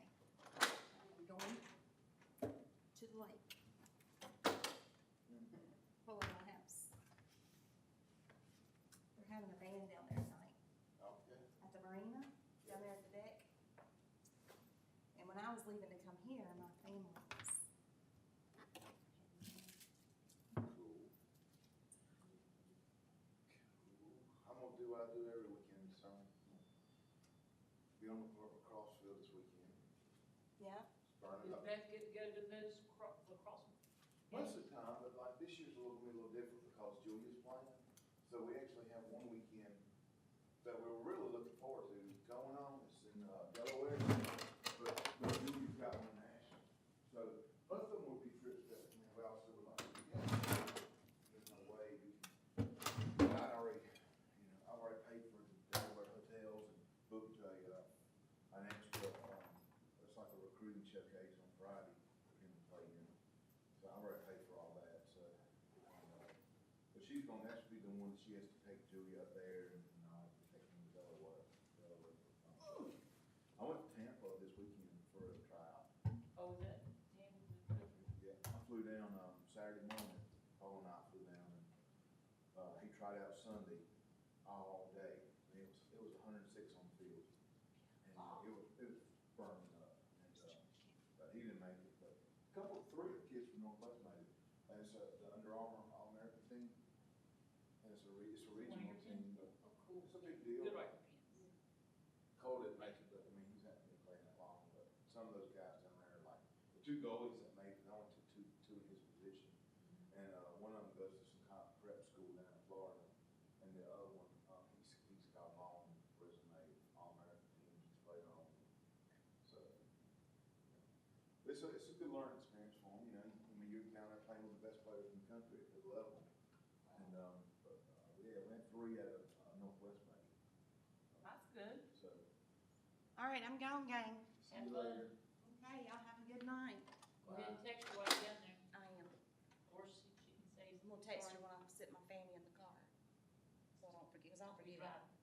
No, I don't text and drive. No.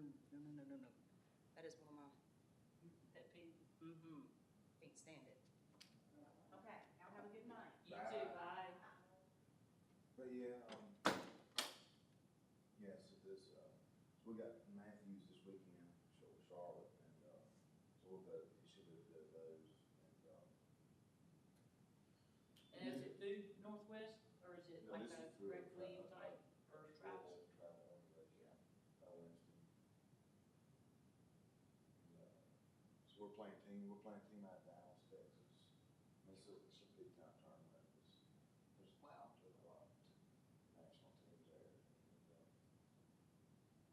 we'll play 2 games, usually play 3 games on Saturday, and then play like the bracket on Sunday. But unfortunately, this time, we got 2 games on Saturday and an 8 o'clock Sunday game in the morning. So, 'cause I don't know why, there's a conflict or they didn't want us playing like there's a professional lacrosse league playing in Charlotte, so we're trying to cut the games so they can like go to that, which kind of screws us because we have to get up at like 5. Seriously, y'all just gonna stay down there? No, I don't want to stay down there. And, you know, we're not gonna be back home by 7 o'clock. That's true. And in my own bed. And then, you know, it's kind of like, think about when you get up in a hotel and 4 of you have to share the room and get up and you gotta get ready, you gotta check out, and you got all your stuff, you got all your stuff. I mean, it'd be a lot easier just to do it from the house and you know, you're gonna spend half an hour doing that, it's only an hour and a half drive down. I think if I can get everybody up, we get bed decently, we can get everybody up and get out of the house, I think we can do it.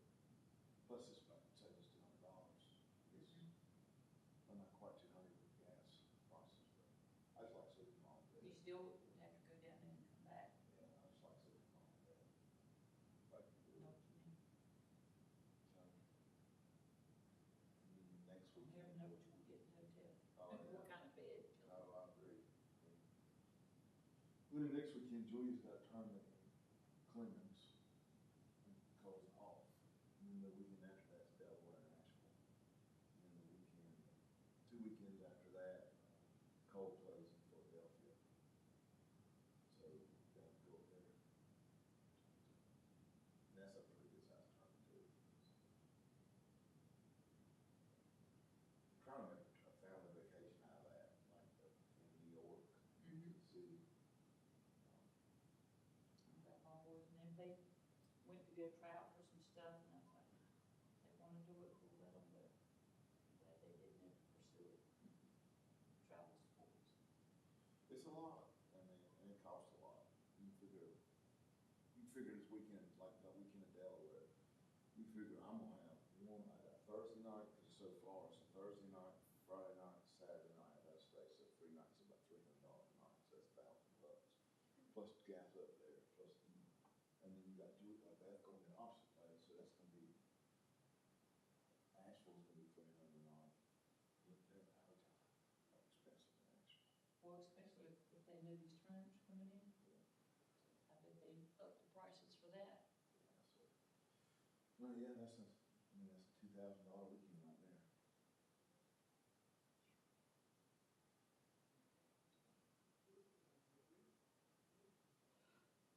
Oh, good. So we'll see, we'll see.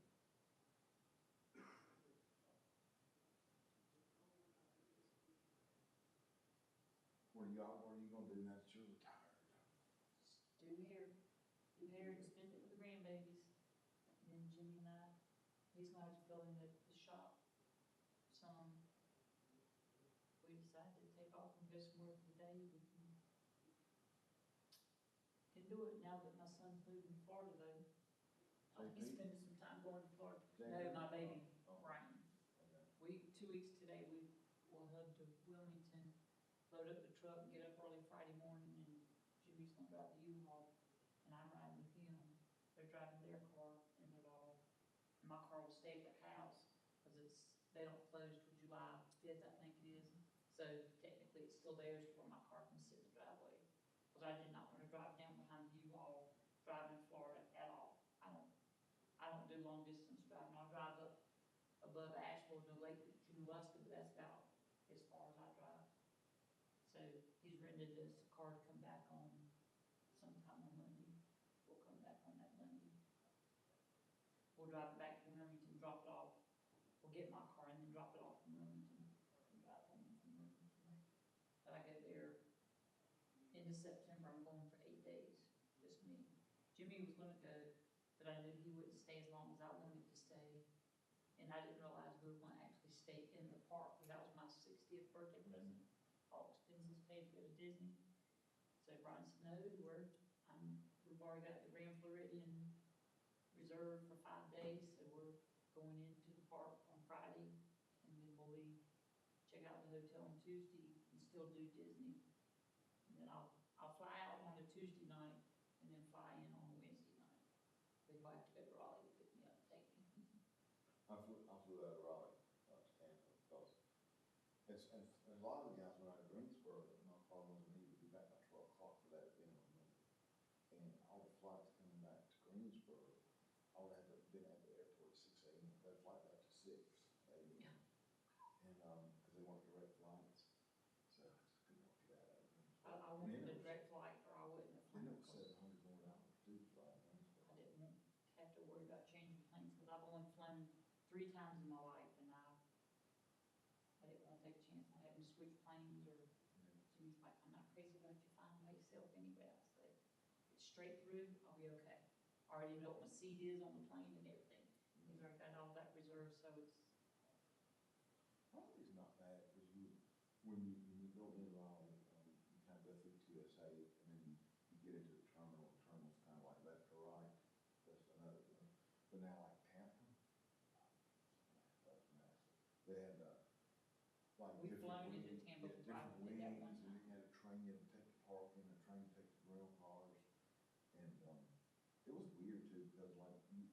go through, they have a boarding pass to get through each little corridor, and then you go for TSA in that corridor versus one to TSA. And, so I was like, are we gonna go through TSA? You know, 'cause we're like having to scan our boarding pass and, but it was different. But we're all. Did you compared do to just all- your boarding pass just on your phone, or did you have the paper? I had to check the bag, so I went and when you're checking the bag, there's an option to print the boarding pass, so I just did it. Yeah, cause he paid for me to check a bag, and then I can carry one on, which I won't carry one on, I'll just put my extra bag in my check-in bag, cause that'll be the bag where I bring stuff home. Cause I'm sure with 5 grandkids, I'll be bringing some stuff home from Disney. Yeah, you can, so you, when you get like there, you'll have to go through the little kiosk and you'll have to like print your tag out. So you can print your boarding pass out right there. I mean, it's just as easy as like, place down. Well, I'd rather have a paper one, just in Yeah. case, what if my phone doesn't want to come on, or if some, any kind of, Well, what you do is on your phone, is you, once you go click on it, and you add it to your wallet on your phone, and that way you don't have service for your wallet. you can just pull your wallet up. Okay, yeah, cause I've already got all this stuff about about my ticket, so I just need to add it to my wallet. Yeah, yeah, and it'll say on there at the wall, at the Apple Wallet. And, I do that, but, yeah, if you, when you're there at the kiosk, just print the boarding pass out, and be done with it. Yeah, it's just as easy. I had to call the rental car company before I came here. Really? Yeah, I had to get on their ass. See, there's my RDU. Oh, okay. Charlotte. On this in my wallet. Yeah, I turned that car in, so they went through the insurance stuff, and I marked no on everything, and then there's a final button that said, just to confirm you decline all additional insurances, so I clicked no. And then when I turned the car in, I filled it up about 10 miles from the place. I even took a picture of the gas tank when I pulled in the garage, and it shows that side empty, that side full. So I got a bill on credit card for $75 or so for insurance and fuel charge. I called them, I said, I didn't take that insurance. Well, according to the contract you did, I said, listen to me carefully. I didn't take the insurance. And in fact, we went through it and I said, the guy, he was having a conversation with somebody else. And very understanding. And I said, there was 3 blocks or 4 blocks that you had to check, no, you don't want them. And then there was a final block that says, I decline all insurances. And I said, I very specifically remember hitting that, I decline all insurances. And, so I finally, and that guy was like, well, we can offer you a 50% credit towards your next. I said, let me explain that. I said, I'm not paying any of it. I said, I said, fine, I'll just go ahead and do a Google review and a, thing on my credit card right here. Because I'm not paying that. I didn't sign up for it. And I said, I've got a copy of my reservation. It shows I didn't have select any additional insurance. We can do that. And then the fuel, he didn't argue me on the fuel. I said, I got a picture of that too. I said, yeah, if you want to get down to that, I'm sure you've probably got some crazy ass policies that you put a quarter of a gallon in, you charge them per gallon. Well, you put a quarter of a gallon in, if you just cut it off and let the vapor soak down. I filled it up, I had it like dripping in, make sure it was full when I left it to the gas station. Cause I'm doing that. It's, guaranteed they didn't fill it up like that when I got it. But, Oh, probably not. yeah, you gotta be careful now. Rental car companies and stuff, they're crooked. The guy from the church, our music director, said, because I was looking online about what it would cost to rent a car just one way from Orlando back here, or to Wilmington, and, none of them were available, couldn't find any available. He says, you're not gonna be able to do it by looking online, you might have to call them, because it's hard to get a rental car one way, for unlimited miles like that. So Brian, I said something to Brian, and he went to Aiden, that Hertz, and a couple of them, when he looked at it a couple of weeks ago, they were available. So he went ahead to go reserve it last week. He says they were available, but he was able to get one from budget. And then there's a budget drop off right down the street from where they live right now. So he said, y'all don't even have to go to the airport to drop it off, just take that budget car lot and leave it there.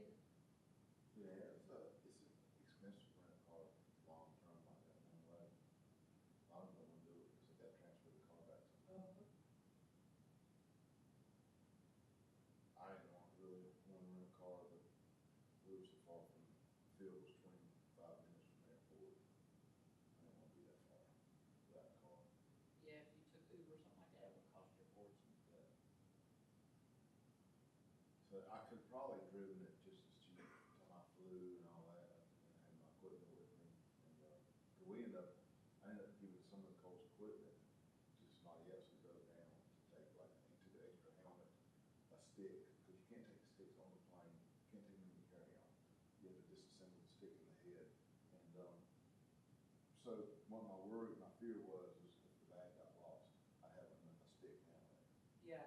And, I could put it together real quick, I could buy a screwdriver if I had to, and put it together, and, we'd be in business. And same on his throat guard broke on the helmet, since that's the only worry we have is, how you take the hard shot right here, it's just plastic.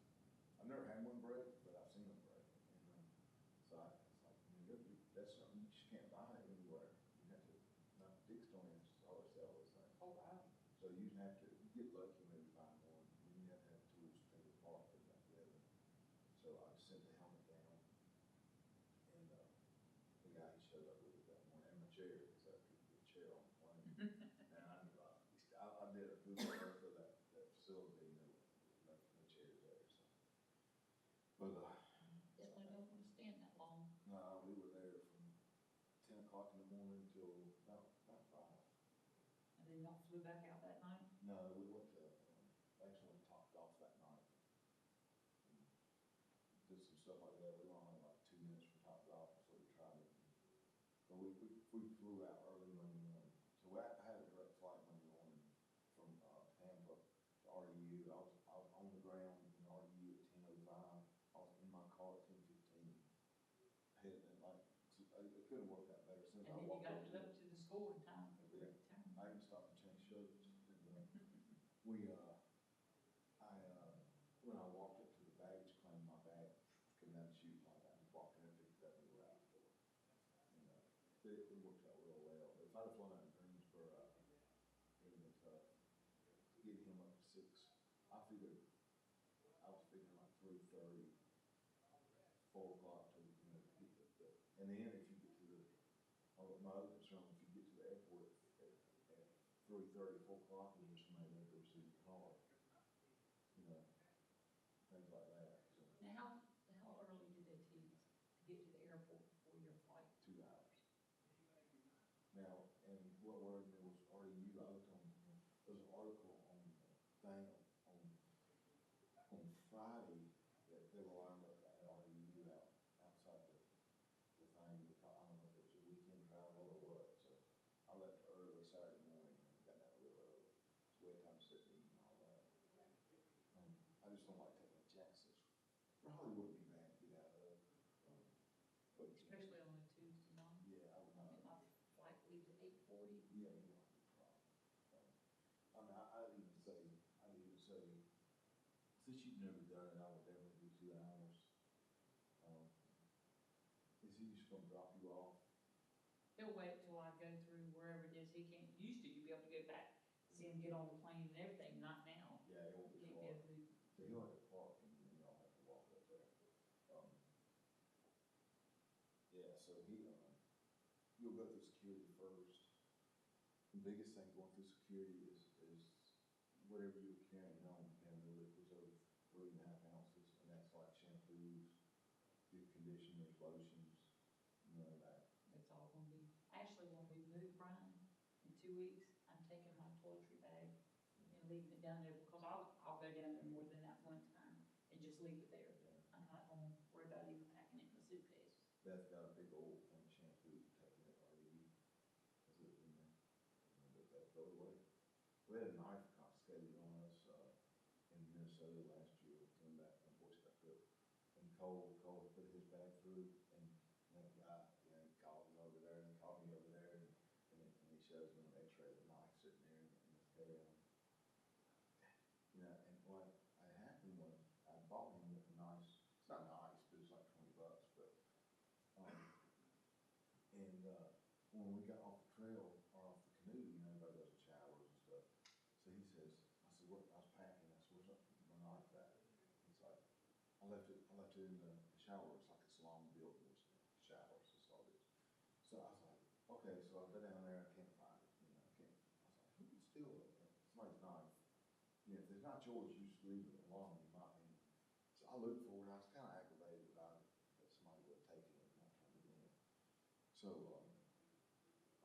so it was kind of a relief when we saw it, apparently it rolled up in his dirty clothes or something, and that's what it was. But they confiscated Yeah, it. well, they said you can check it into a bag, you can check the bag, or you can, give it to somebody outside, or I forget, or something. I was like, well, I'm not checking the bag for, for $30 for a $10 knife, so I'm not doing that, so. Well, my sister and her ex-husband now were going to Colorado.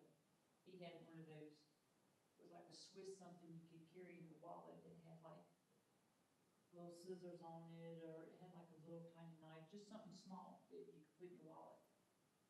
So I had to turn around and go back and get it because it was, somebody had given it to a family member or something. It was a sentimental thing. He didn't want to just throw it away.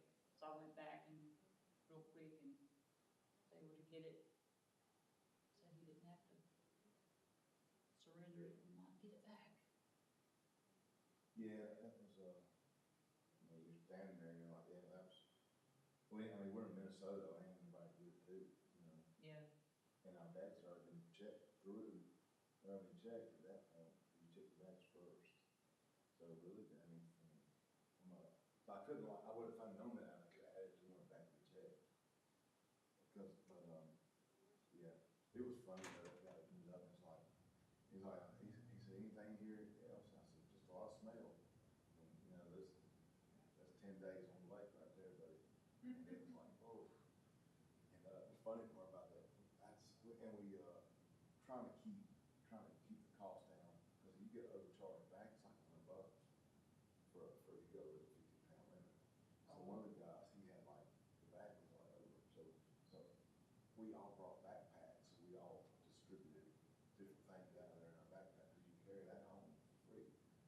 And I think I had somebody's boots in my backpack, we were standing in the corridor, we get on the plane, I was like, God, this dude up here stinks, or something, I kept smelling, it's like, somebody stinks in here. Then I realized that the top come over into the boots. That's rancid, man. But, anything to save $100. Exactly. Wow.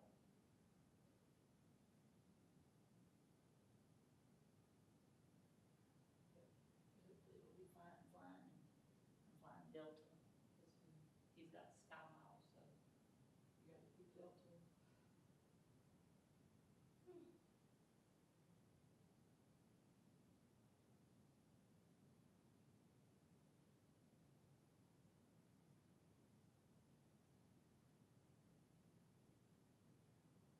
I guess you can't carry like a bottle of water on the plane, then.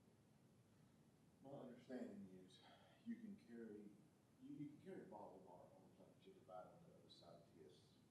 So there are plenty of places to buy stuff once you get through there. You could carry your own bottle, but it has to be empty when you go to TSA. So like if you had like that bottle there, I had one in my carry-on, but it was empty. So you could fill it up. Okay, so I could take something like that with me, just Just fill it up and get through. Okay. And get through. And they didn't check mine. I don't know if, I think you see on the x-ray through that there was liquid in there. But maybe they could, I don't know. But they didn't open my bags up to check any of that.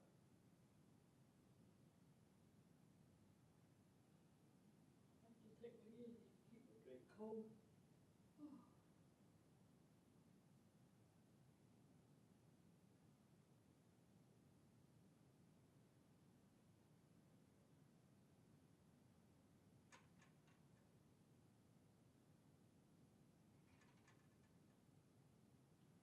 Yeah, it's interesting flying. It's about if you fly direct, it's about an hour and a half. Slowly. We flew in, second time I had ever flown. First time I ever flew, I flew to Wilmington, North Carolina. Guy I was dating lived down there, and instead of me driving when I got off work, flew from Greensboro to Charlotte, had a 2-hour overlay. And then flew from Charlotte to Wilmington on Friday the 13th, and it was storming. So it's like that was, it's not a very fun first time ever flying. And then my mom and me and Brian, when he was a baby, he was like 10 months old, flew from Greensboro to Tampa, because we went on a cruise. And, you know, from Tampa back to Greensboro. And then when Brian was 4 years old, we flew to Durango, Colorado. Now that was, the flight there was fine. The flight coming home was miserable. Because we were going, we sat on the tarmacs, I forget how long, and we finally got to fly out. Well, from Denver to Durango, it was a little puddle jumper, like single seats on each side. But then when we got from Denver to fly back here, we had to wait on the tarmac, then we finally got to go and had to go around a storm, some big storm out west. And then, we flew into Charlotte, Chicago, missed our connecting flight. So it was like we had to, it was,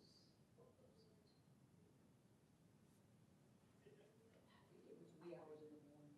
Brian was hungry. He was 4 years old. Everything was closed down. You couldn't get anything to eat. They were just like staying, here in the airport. And my mom's like, oh no. I called Jimmy. I said, I was crying. I was like, we're stuck. We can't come home. He said it felt so bad, but it's like, so they ended up putting us up in the hotel. She raised enough stink where they put us up in the hotel. And then by the time we got there, we only had like 4 hours before we had to turn and come back to the airport, but at least we got to sleep a little bit. With no luggage.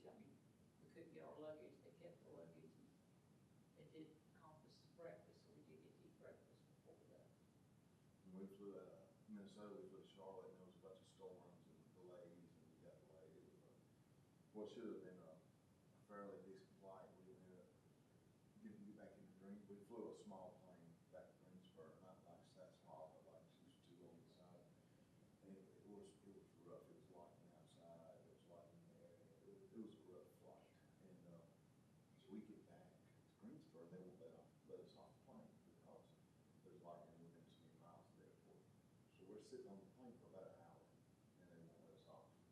And there's these three black guys sitting on there, and kind of like gang looking at all the colors on and stuff. One of them, man, he gets nervous, and he's like, he just goes and gets off the plane. He takes off running like up to the front of the plane. It's the craziest thing you ever seen. They had to get the police down there, and they wouldn't let us off the plane, and it was getting hot. It was, and we've been, like I said, we left Ely, Minnesota that morning because it was a 4-hour ride by van to the airport. So we left at like 6 a.m. and we were going on midnight, sitting on the ground in Greensboro, and just sitting there on the plane, can't get off. That was frustrating. And, I never see Charlotte so much of my life. I bet. And had a meal. I mean, it was like, we left too early to stop at this place in Ely to eat. They were closed. And that's the only restaurant in that whole within 60 miles. And like we're up at 7. It's like, can't wait till 7. So they stopped at McDonald's 2 hours out. Is that when y'all went on that big backpacking trip?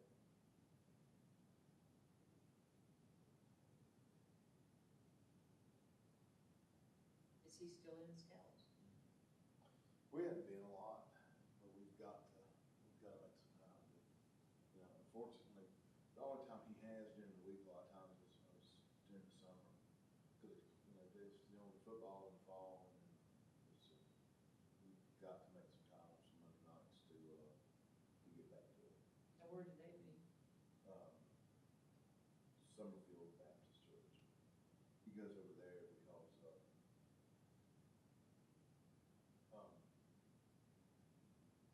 his friend, when he moved up here, his friend was going up there. And it's not far from us, and it's just down 150. So, hopefully, nobody else like goes in, so he's going over there. Yeah, my guys used to do Cub Scouts. It was up here at the Methodist Church.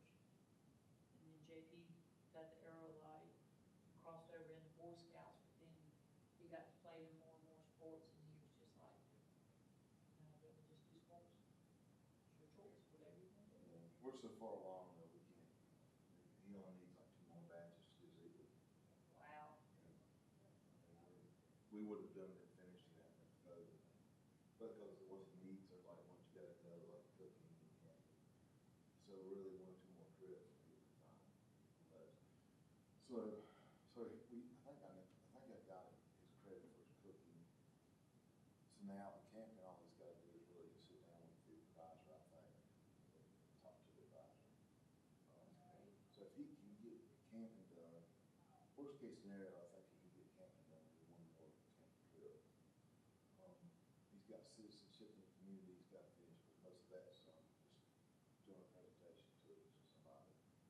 And then there's a new limit without, which is something in society, citizenship in society, that's, and how to treat other people. From my understanding is that's just a 2-day counseling, sitting down talking to the counselor. It's not a lot of work for some stuff, so if he can get those done, he can start his Eagle, and kind of work on our own on that. That's good. But he's too far along to get on it. Definitely. That, not much further to go.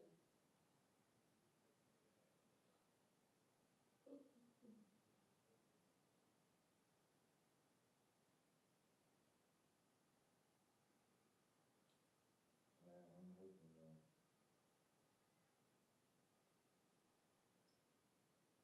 hoping, they'll hurry up from there. I know that. Based on my experience, the long weeks get a little contentious when they're in there that long. But I don't care what.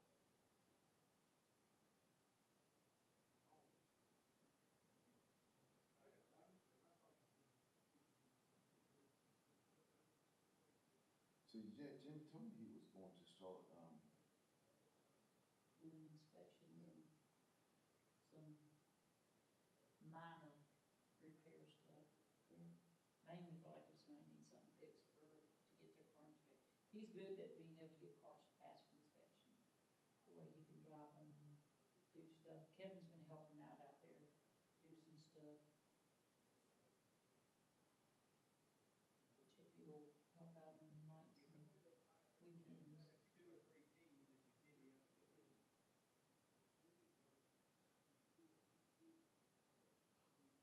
Oh, my goodness.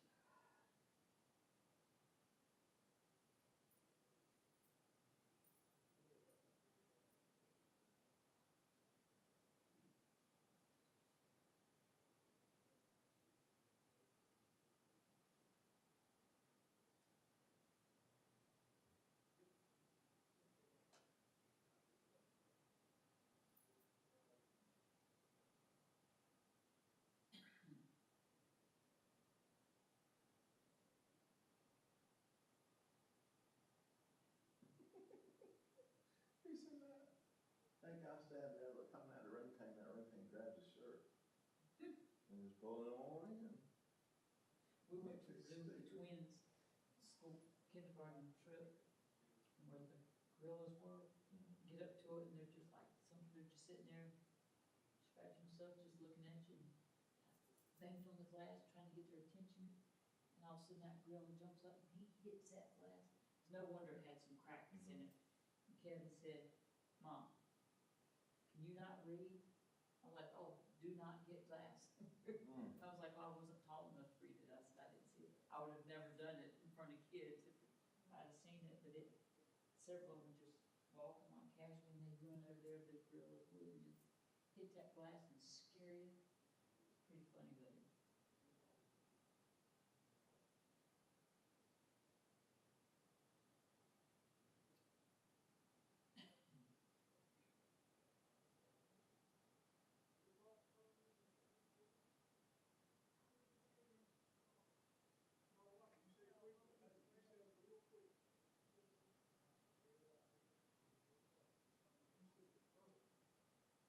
we went to Mike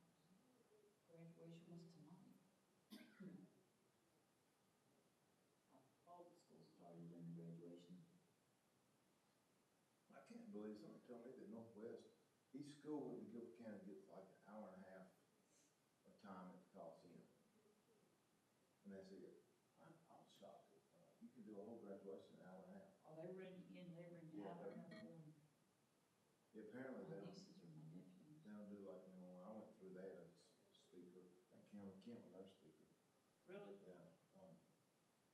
Yeah, may not have been him, that's a long time ago, but it was somebody like that. And I was like, wow, so y'all don't have a speaker, and they're like, not really, just say a few words, and that's it, you go.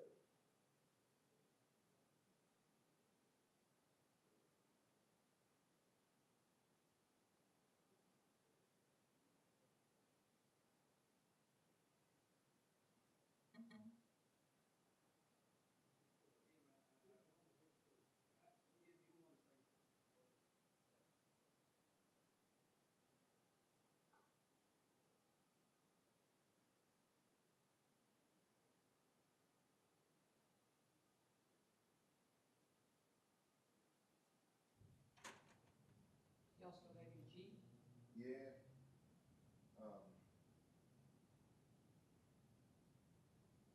We took the top off and,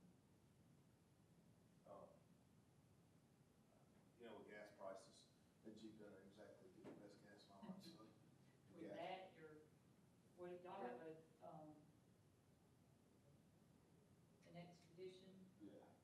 between Expedition, that and your Trans Am? Yes, except for the gas, and that Trans Am are running it on ethanol. So, yeah, I don't drive a Jeep for a while.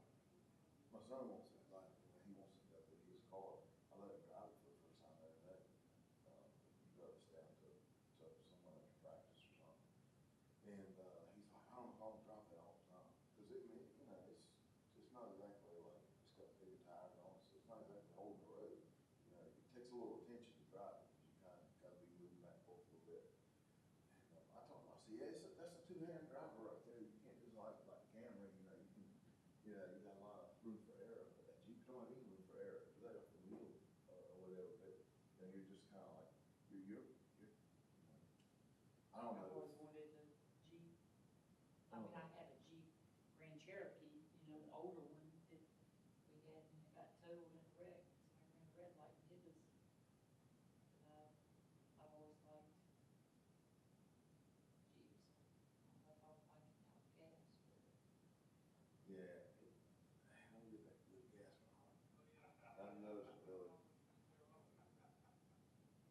The Expedition, I mean, it probably does okay, but it takes 25 gallons to fill it up, so when it hits that $100 mark, you're sucking wind, man.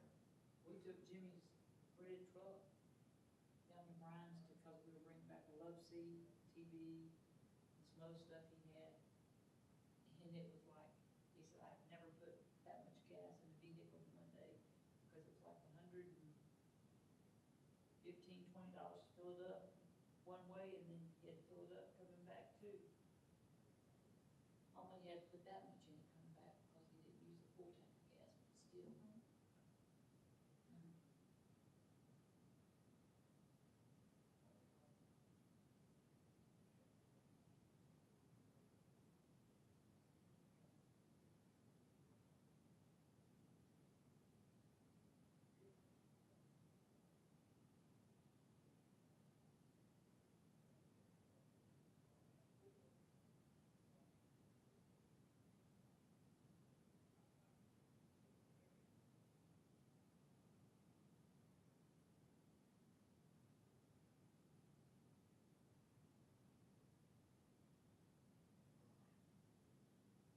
Yeah,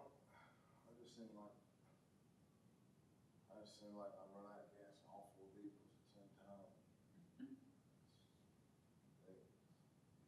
A lot of money. Well, even my little car, my Nissan Rogue, I can't tell you last time I put gas in it, Jimmy always puts the gas and pays for it. But it used to cost like $25 or whatever to fill it up, and I think he's paying now close to $50 to fill it up.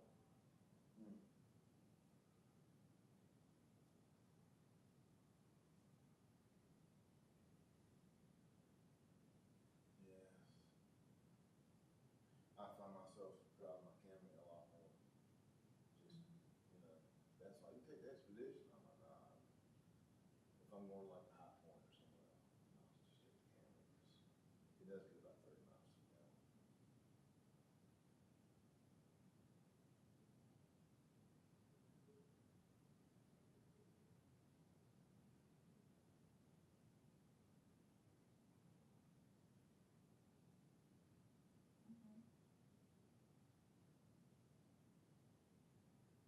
So I think we're going out somewhere.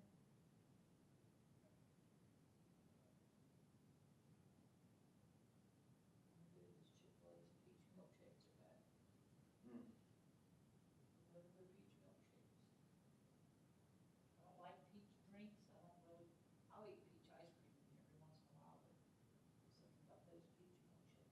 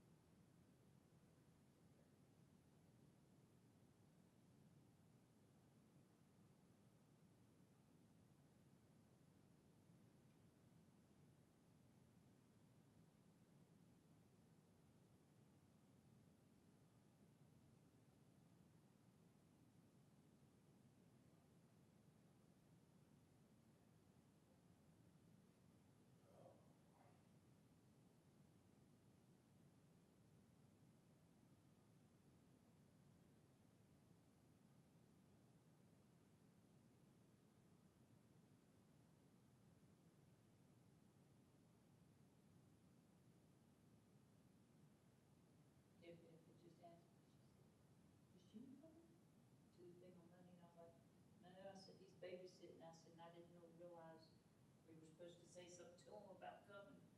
I said, so no, he's not gonna make it, and we were standing down there when the fire trucks come around, and after we turned around to get ready to walk toward the school, and I turned around, there's Jimmy and all the time, I was very surprised.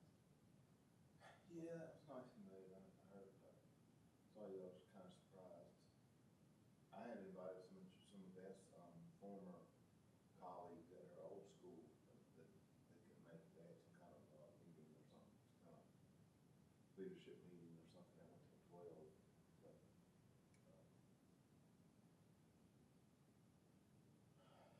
she's, like, and you know, Kim Bird texted me and said, hey, I'm trying to put something together for Beth, can you send me a bunch of pictures that I can approve?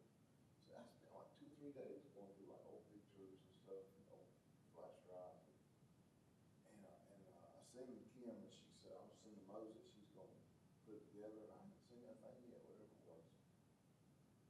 Because there wasn't anything at graduation, I was at graduation. Yeah, I don't know I what. mean, Miss Bourne got up there, you know, and spoke, said something to him. Yeah, Miss Moses got up there and made it about herself. She's good about that. Yeah. I think Miss Moses is gonna have a hard time going for it. There's no question. Yep. There for the long time, people were saying, Dave, you think the principal's gonna come to graduation? A couple of people back at school said, let me know if she's there. So I said, all right. Her dad. And so, She was gonna put chairs up. No one was gonna put chairs out. She was there. yeah, she was, you know, ended up being there, and then, of course, when she got there, she was like taking charge, like running the graduation, and that's always Lynn, that's always Miss Moses, so you can tell that whatever we do.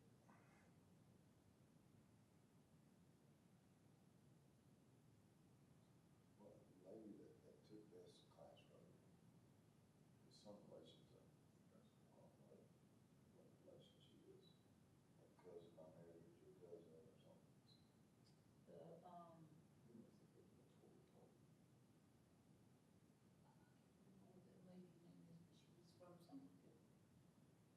there's another girl taking this, gonna be a fifth grade teacher. Yeah, this one, I don't remember her name, but they live up in Stokesdale, they live up on one of them. Cause I know Sydney Barnum, just graduated from Appalachian, and she's a fifth grade teacher, was hired as a fifth grade teacher at Stokesdale, which there would be two, there'd be Beth Scott and, Miss Bird, because Miss Bird's going to the sea.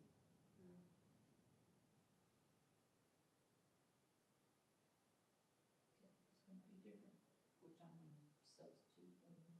If, here they sent me, I said something to the principal about, subbing, because Latoya, second grade teacher, the black lady that got up and spoke, she said, well, you gotta get your substitute, they pay pretty good.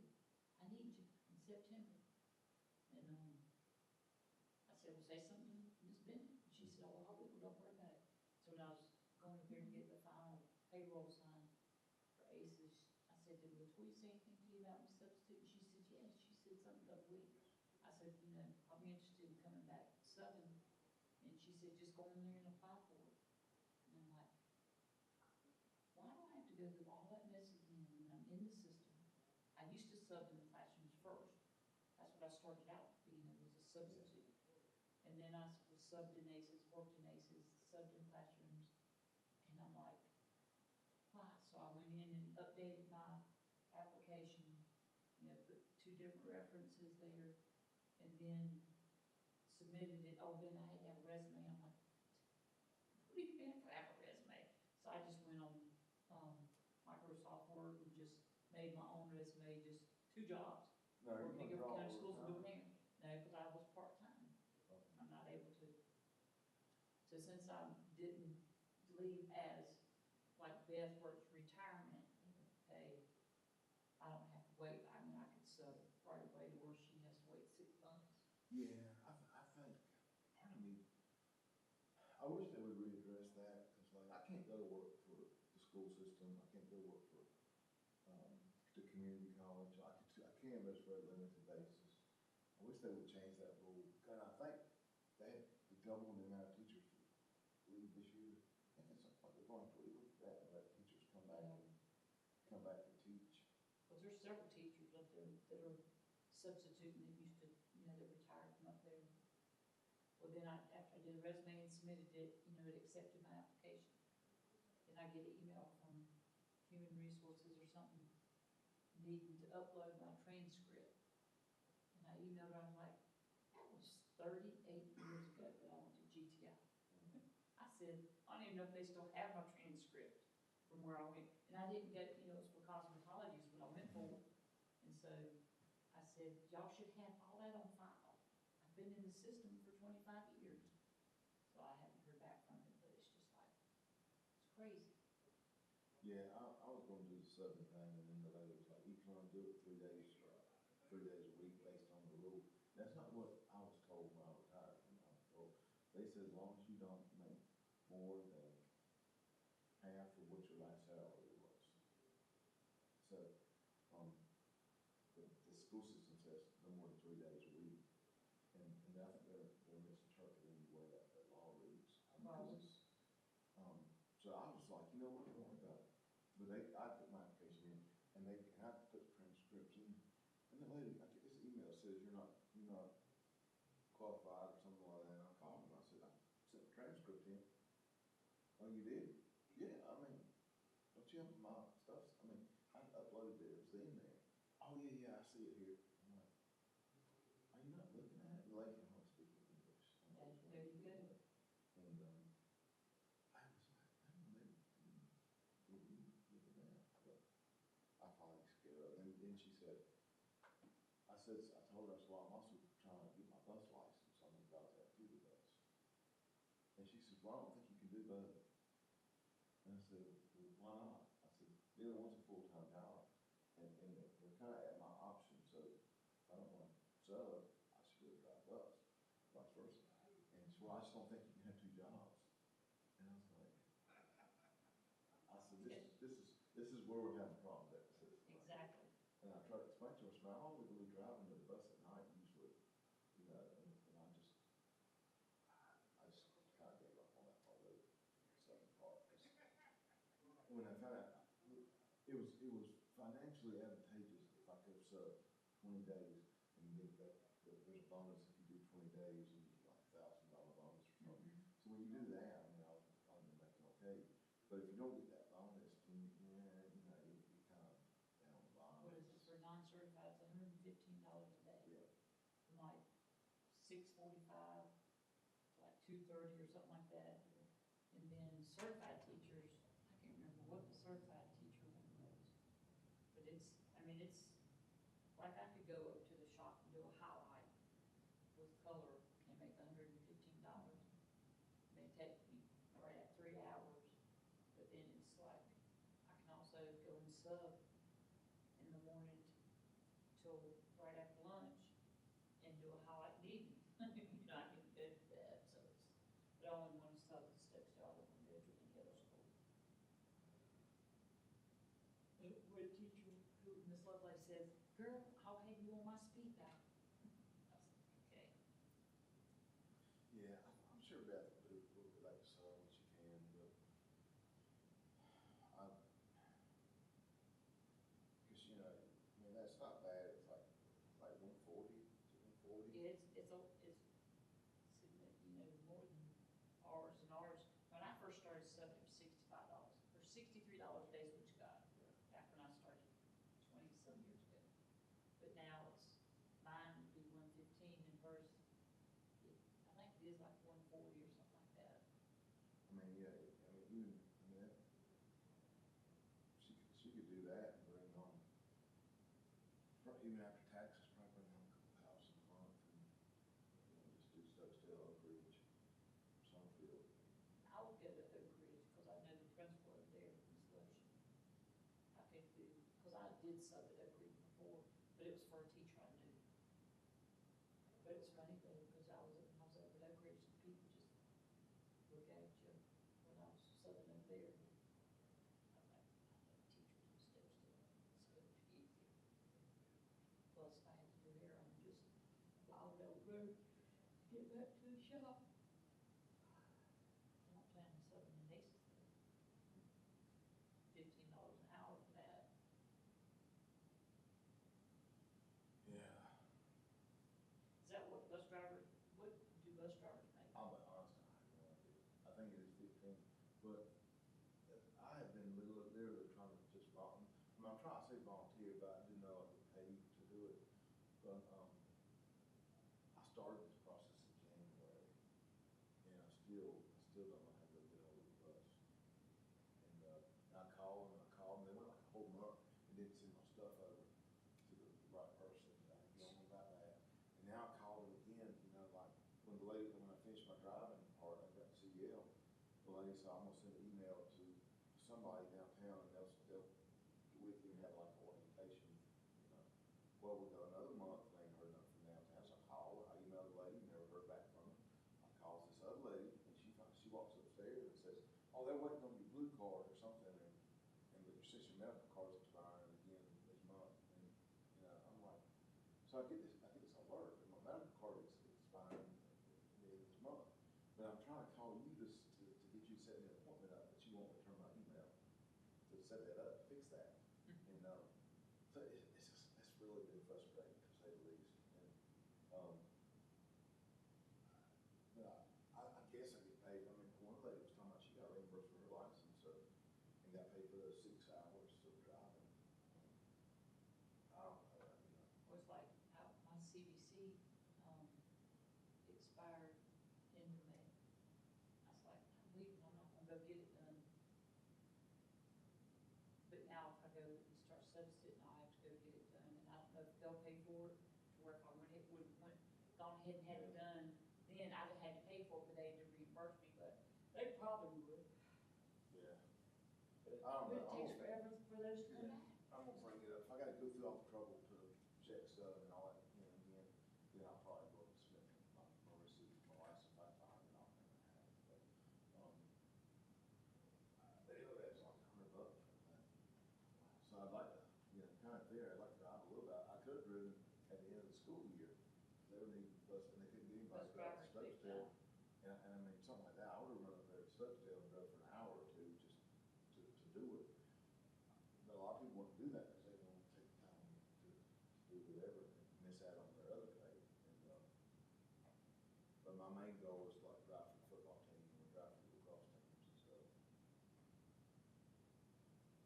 You know, we had to pay, lacrosse team this year, we had to pay an extra $300 or $250 to one of the wrestling coaches to drive the bus.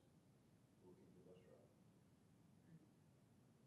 So he made that good, he made the, whatever they paid him for that, and $250 we gave him.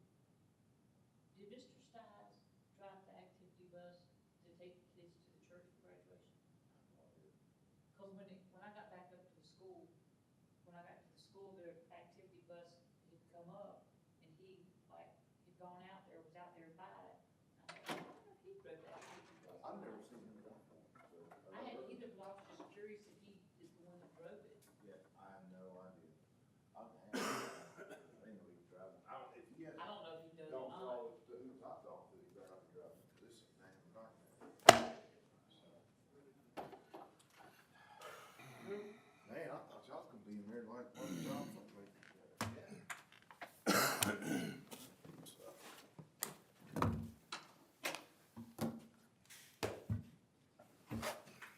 Martin, Kim put that folder you went back about underneath that popcorn. Mr. Ford, I believe we could cut meat in here. Thank you, sir. Must feel cold. Where does our air conditioning stand? I turned the back one on low. I mean, the replacement, has it been put in? I talked to him yesterday. No, it's not been put in, it hadn't come in yet. I told him, he said October. I'll make a motion that we, reconvene in open session. Second? Hold on, I can get my computer back up.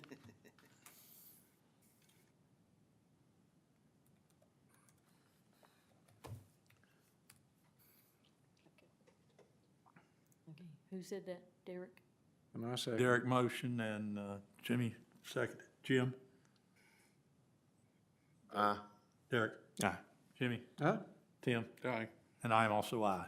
We're back in session, 9:30, Thank you, Mr. Mayor. always.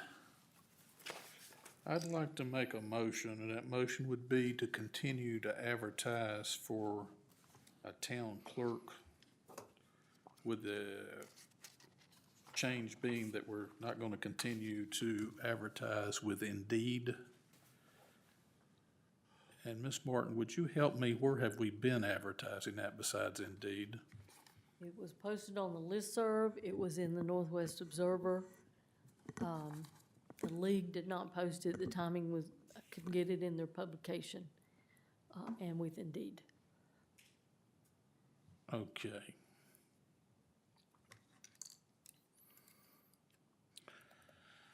I would like for my motion to include specifically making sure that we post an ad with the League of Municipalities. So we would be advertising with listserv, the Northwest Observer, I believe Ms. Patty offered to donate that, and the League of Municipalities, and we're going to exclude Indeed because of the cost and reception. That's my motion. This was for a town clerk or a deputy clerk? Town clerk. what would the salary range be, Jim or Tim? Well, I was wondering whether to cover that with a second, another motion. Okay, all right, second your motion. Okay, we've got a motion and a second. Jim? Abstain. Derek? Aye. Jimmy? No. Tim? Aye. I'm no. So the motion fails. Motion fails.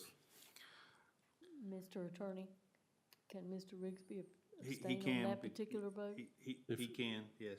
If he 'Cause it abstained, that, continues to deal with the clerk position, and his spouse is one of the applicants, current applicants. so him abstaining counts as a yes vote? No, it doesn't. He's He's not been allowed to vote. excused. I thought we had to vote whether or not to allow somebody to abstain under those circumstances. But this is a particular conflict where he's not allowed to vote. He's not allowed to He's participate. not allowed, legally not allowed to vote. Correct. Okay, thank you for the clarification, sir. Yes, sir. Okay, council comments? Tim, do you have another motion? Not in light of that vote, I don't. I'd make a motion to adjourn. All right, council comments? I'll say, oh, wait a minute. Council comments? If there are no council comments, I Well, have a motion to adjourn and a second. Happy Father's Day to the fathers. Here, here. Jim, I have no comment. vote to adjourn. Aye. Derek? Aye. Kenny? Aye. Tim? Aye. And I am also aye. Thank you, folks.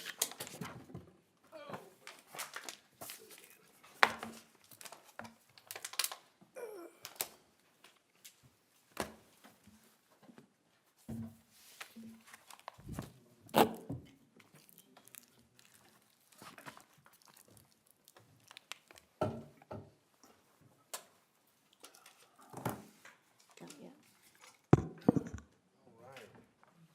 What's the reasonable hour? I'll call her tomorrow and talk to her, kind of see where she's at. Appreciate it, Tom. Fellas, thank y'all. Ms. Karen, thank you. There's Thank probably- y'all. You're welcome. There's probably more than that. but Did you think we're okay? I mean, they're worth talking to anyway, worth talking to anyway. You need me for anything? For a cutout? If I do, I'll call you tomorrow.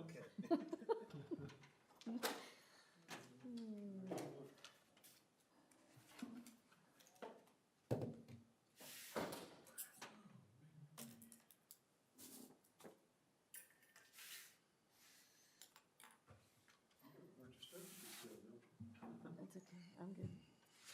On that motion, you voted no, right? Yeah. Okay. That's what I thought, and you make sure, yeah, okay, gotcha. We'll wait and see what turns out here, and then we'll spend money.